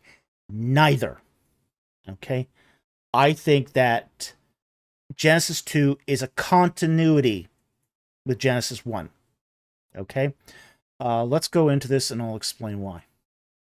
Okay, we'll go to Genesis here.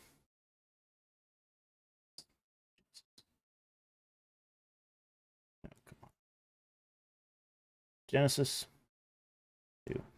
Okay. And we'll start here with verse 31, and I think this is one of those places where it's a really bad separation. Okay? God saw all that he made, and behold, it was very good, and there was evening, and there was morning, a sixth day. Thus the heavens and the earth were completed, and all their hosts. And by the seventh day God completed his work which he had done, and he rested on the seventh day from all his work that he had done. Then God blessed the seventh day and sanctified it, because in it he rested from all the work which he had created and made. This is the account, this is the Toledot. This word here is Toledot. Super important word. Of the heavens and earth when they were created in the day that the Lord made heaven and earth. Now, this is a Toledot formula. Okay?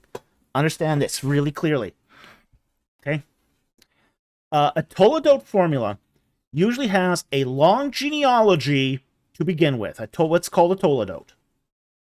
And then it's announced that this is the Toledot of what happened before. Then you get this this consecutive vav that comes right after that Toledot marker that says this is what happens directly after. In fact, that now in verse 5 here can be translated after which. Should be translated after that. Okay? So, this is the Toledot of heavens and earth when they were created in the day that the Lord God made heaven and earth. After that, no shrub of the field was yet on the earth, and no plant of the field had yet sprouted. For the Lord God had not sent rain upon the earth, and there was no man to cultivate the field. So he's talking about his special garden here. But a mist was used to rise from the earth, and the water the whole surface of the ground. And the Lord formed man from the dust from the ground, and breathed into his nostrils the breath of life, and a man became a living being. So, here's what's happening. You're getting the creation of mankind in Genesis 1 as part of the Toledot, of basically a sequence of events of what happened. After that, you get a special creation of Adam. He's created in the same way that mankind was created in Genesis 1. But he's special. He's being created as a high priest to tend God's temple. So, verse 10, and the Lord planted a garden towards the east in Eden, and there he placed man whom he had formed. And out of the ground, the Lord God caused to grow every plant and every tree. Okay, so, I don't think it's a case of repetition because of that Toledot formula. It would, and he's not the only human. He's not the only human. He's not the only man. He's one of many humans at the time because God created mankind, male and female, in Genesis 1. And it's not a separate creation story, but a continuity, a continuation of the creation story in Genesis 1, 1 through 2, 4.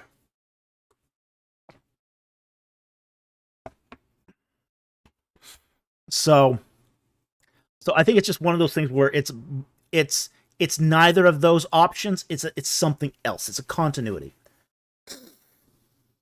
So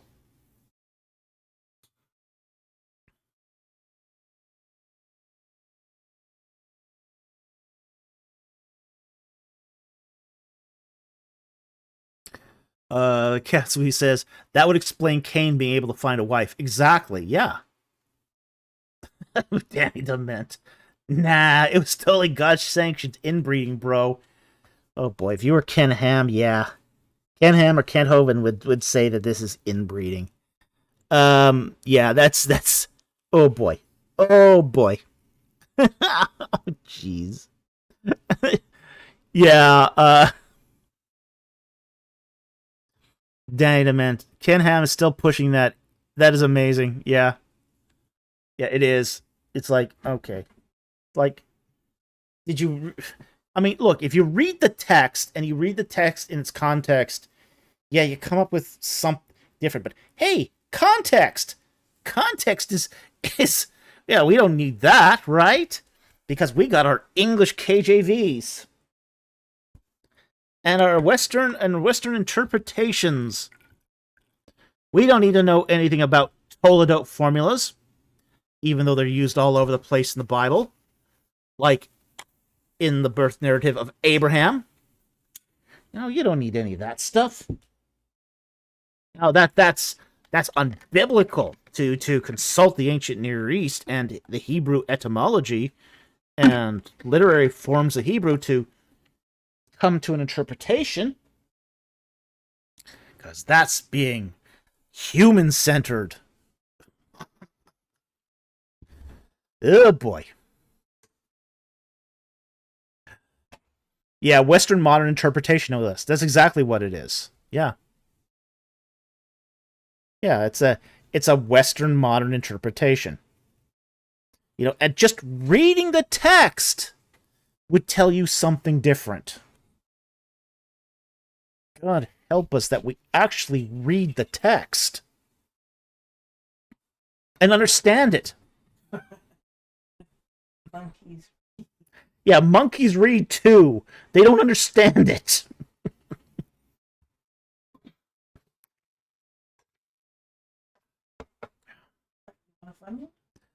I got a couple of ones that just came in that look pretty fun.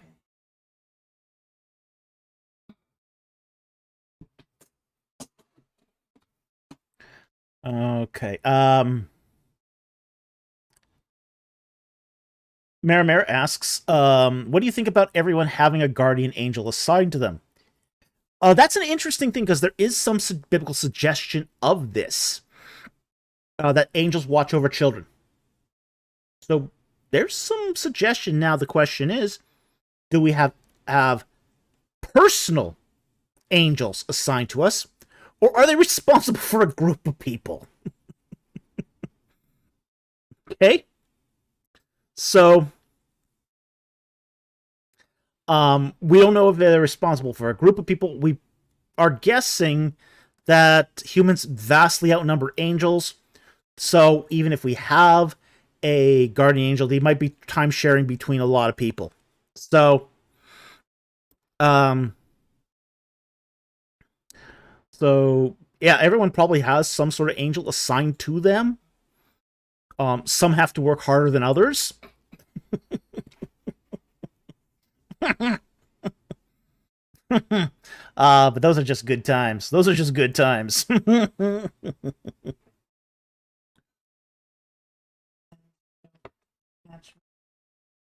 Guardian. Yeah. Yeah. So, yeah, there is actually a suggestion that this is a thing. The only question is it a personal angel or is it a angel responsible for a group of people? I tend to think it's a group of people. So, next one here is from Gloomgeist. Have you ever been inside the Black Pyramid? No, I have not. I hate going into pyramids. Pyramids are disgusting. Pyramids are disgusting. They smell bad. They're cramped. They're a hike to get in and out. I don't like pyramids very much. Really don't like pyramids very much. I like temples. Temples are cool. Temples are awesome. I love temples. I've been in a bunch of pyramids. That's not one I've been into, but I don't care for them. I mean, the last time I was in Egypt, I had the chance to go into the Red Pyramid, the Bent Pyramid, and I said, nah, no thanks. I'm good. Never been in there. It's one of the steepest, too. I mean, you have to be physically fit to go into the Bent Pyramid, so it's like, nah. Not my thing. Okay, so hope that helped. Gandalf the Base, in the early church, who do you think is the most valuable theologian and why? The most overlooked, influential, or overlooked? Oh, well, that's a good question. Valuable? That's a value statement. That's going to be very subjective. I think probably one of the more important ones of the early church was Polycarp. He was the last church father to know the apostles. So whatever he said carries a huge amount of weight. I think as far as theologian, Irenaeus is very good. Probably the most overlooked, I would say, is probably Chrysostom. Chrysostom had a lot to say. He was a solid theologian. He's more influential in the East than the West. His work's very good. Chrysostom is incredibly erudite. He's theologically observant. He also wrote voluminously. There's something like 12 volumes of Chrysostom. He wrote a lot. And they're not small volumes either. So I think in the West anyway, Chrysostom is one of the most overlooked. But influential is a whole different thing again. Most influential in the East, probably John of Damascus. In the West, probably Augustine. Most overlooked in the West, I would say, is probably Ambrose. Ambrose is often overlooked in the West. Whereas in the East, I would say probably the more overlooked one is Anselm. Anselm is very overlooked in the East and shouldn't be. Anselm was very, very rigorous thinker. So a lot of what gets overlooked is where you are, say, geographically in the church than anything else. So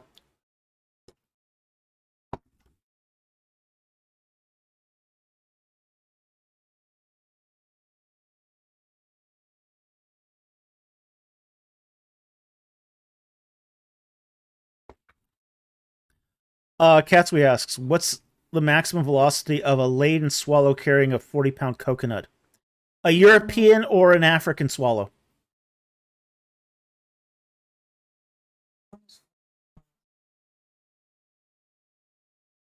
It's a joke from the Holy Grail. I know, but there's an answer. There is an answer to it. It's like 42 miles an hour, yeah. Something like that.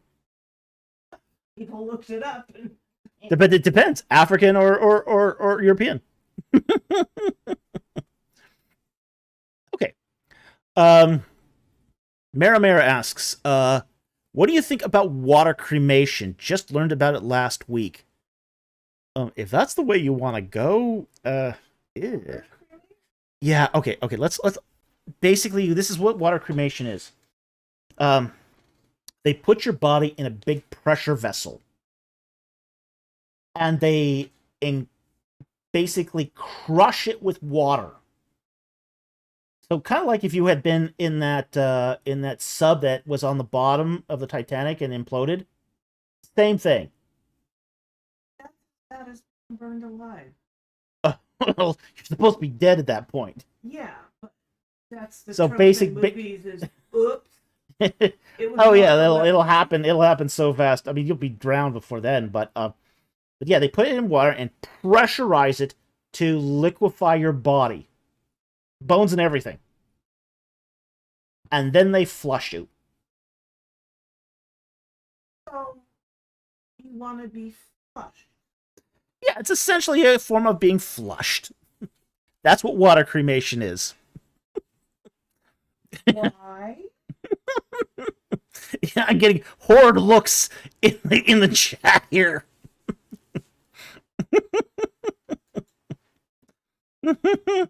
Mama goes, if that's the way you want to go. Tony G's got big eyes. Gloom guy's fish food. Mama flushed away. Miramir says, the mortician said it's illegal in some states, but it's legal in Florida. Yes, it is legal in illegal in some states because some states require human remains to be preserved in case of criminal investigations. That's the reason. Okay. They can't really do anything about fire cremation. But at least with fire cremation, you still have the ash. Okay, and there can be some forensics done on fire cremation remains. Not a lot, but there's nothing they can do about that because that's so traditional. They really can't stop it. Water cremation is a new technique in cremation, but it's all done by pressure. It's all done by pressure. Maramara goes, it sounds better than regular cremation by heat. Actually, it's just as much heat, believe it or not. The problem is that the thing is, it's heat done by pressure, not by fire. There's really no good way of having your body disposed up. It's kind of I vote for becoming a tree myself.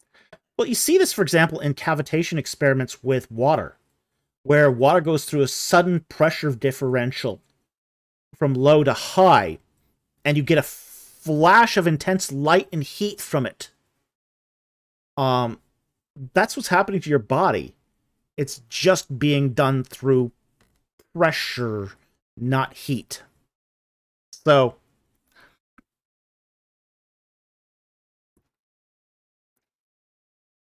Mama goes, I suppose the family could keep a vial of goo instead of an urn of ash. Ew. Well, here's the thing. It's so the amount of water used is kind of like a bathtub, a little more than a bathtub sized of water.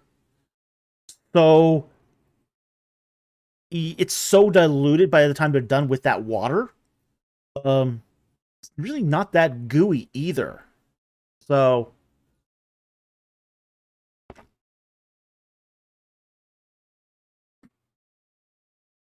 the cat sweet says, just another way to make molecules vibrate. Yeah, it is. Ninja Instapot? Oh, yuck. Okay, that was fun.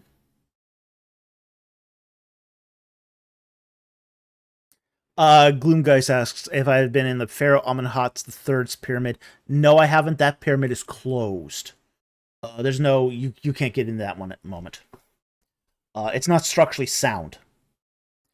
I want to thank Mara for the $5 super chat. Thank you so much, and we'll get to that question in a second here. But I want to thank you for those super chats. We really appreciate your support of the channel. Now the question is, where do I see it? It's the no, Antichrist. She did one. Oh, there it is. I see it. Okay. Yeah, I found her question. Oh dear, this was supposed to go in my super chat. Here goes. Well, we've got you. Your opinion of Antichrist: a singular person or anyone who denies Christ? In the text, it's used both. The term Antichrist is used in the generic and the as a proper noun. Okay, it's used both ways. Okay, any person who denies Christ can be an Antichrist.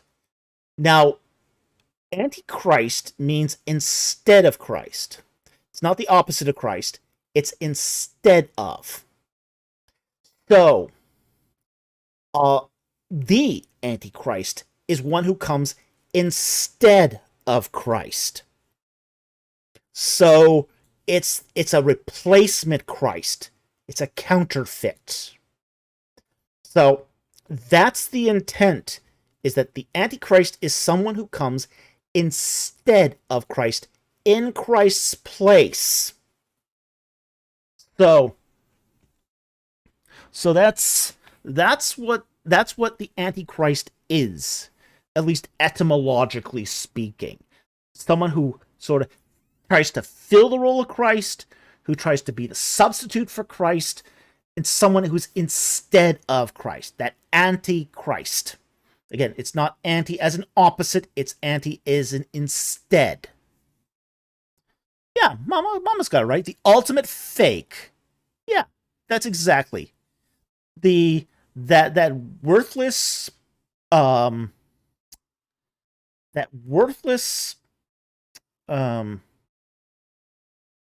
squatter Satan producing his ultimate fake. So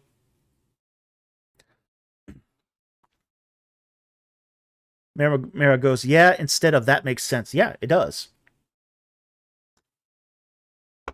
That's where a good knowledge of the Greek helps. So don't go with. Yeah, don't go with Hollywood's version. That would be some kid with. Yeah, it's not some kid with 666 tattooed on his forehead as a birthmark. No. Yeah, so it's just yeah. Gandalf goes, no, you're good. You can just leave it at worthless and its complete description. Yeah. Yeah, absolutely. Yeah, the devil is nothing but worthless. So, but yeah, that's what's meant by Antichrist. A figure that comes in instead of Christ, to replace Christ, to substitute for Christ. So, okay.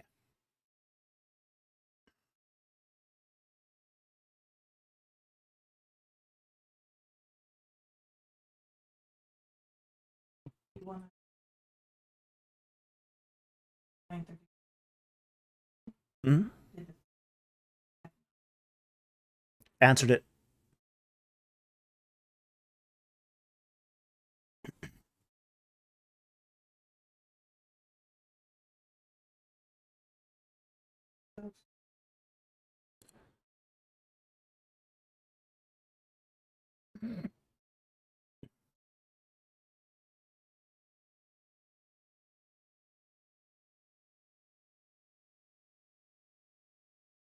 Yeah, haven't gotten there yet.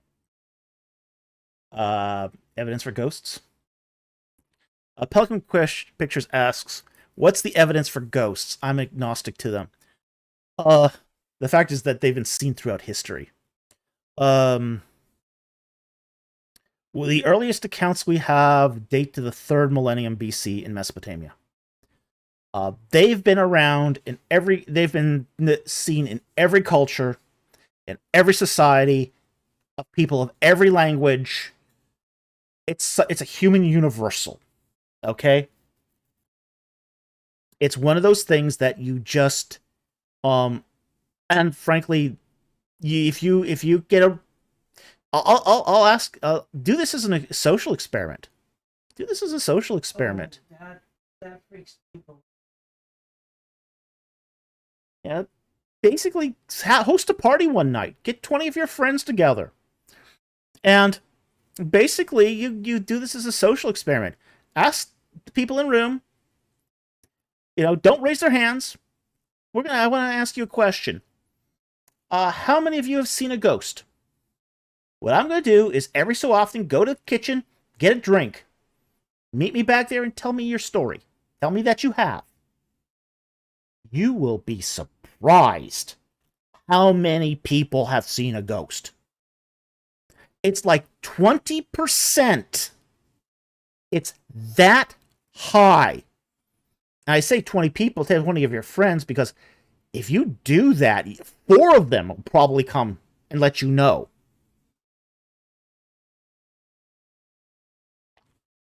So, if you know like 5 people, one of them will probably have seen a ghost. The statistics are that consistent.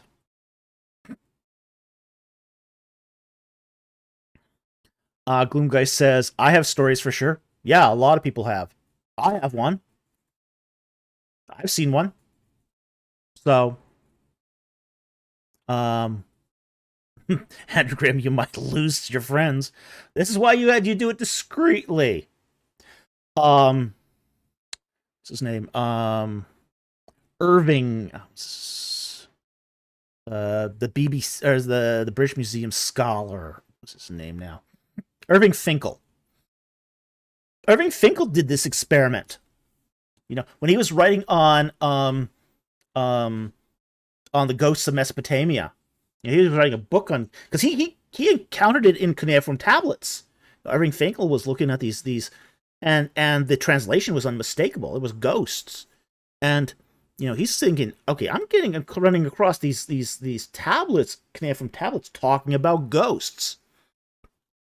So he decided to have a nice little soiree party, talking about the project he was doing. He didn't ask them.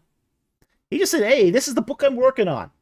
He had a dozen friends over, and he had some of his friends come up to him after, during the party, when he's corking wine in the kitchen, and basically saying, "Yeah, I'd like to tell you that I've seen him." So, yeah, it's a thing. It's a thing, and it's really common, really common. So, you might be agnostic, but you probably know people who've seen them, and you might not have seen them yourself, but I'm pretty sure someone you know has. In fact, I can lay money on it, and I wouldn't lose.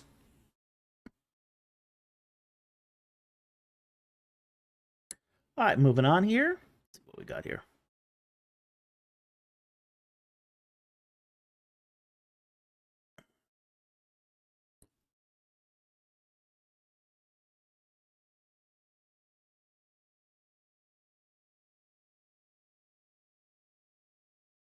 It's a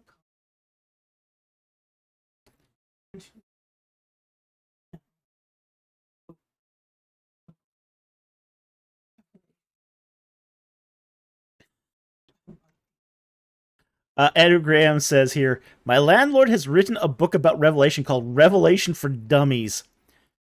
Oh, I would hope that was done responsibly. It would be so awesome. Hold on. Part of me is groaning, part of me. I do that. If it's done responsibly, that I should do the book on that because, frankly, you need a guy who knows their Old Testament really well to pull that off successfully. So, but great title. yeah, it's a good title, but it's but it's also a series that's under trademark. That's why we haven't seen it, because it's under trademark.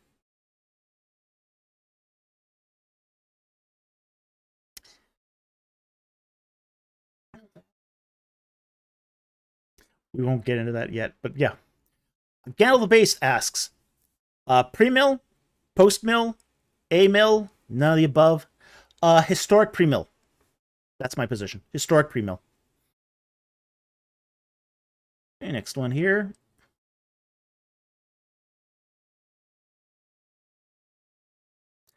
And I think that we're at the end here. Okay, so I think that's the final question I want to take for the night. Mama said my dog has growled at empty corners of a room. It was creepy because he almost never growled. He was a total sweetie. Okay. Maybe. Yeah, animals can see things that we don't. So, possible. Mama says, okay, the fam's heading to bed. Grace and peace to all from us. Well, peace and grace to you too and the family. All right? Obviously, we need. Yeah, obviously we need to head to bed too because we're starting to get tired and punchy. All right, so we're going to call it at this point here. We want to thank everyone who joined us tonight. We also want to thank everyone who support us through your super chats. We do really, really appreciate the financial support, and we're really grateful to you who do this. We also want to thank those of you who support us through Patreon and through your YouTube membership support, because that keeps the equipment running. We also want to thank our regular subscribers who basically watch our videos. Hit that like and subscribe, and share the URLs with other social media platforms. You guys get the message out. With that said, thank you so much for joining us tonight. We're glad you could be with us, and we'll see you next time on Ancient Egypt and the Bible. Good night, everyone.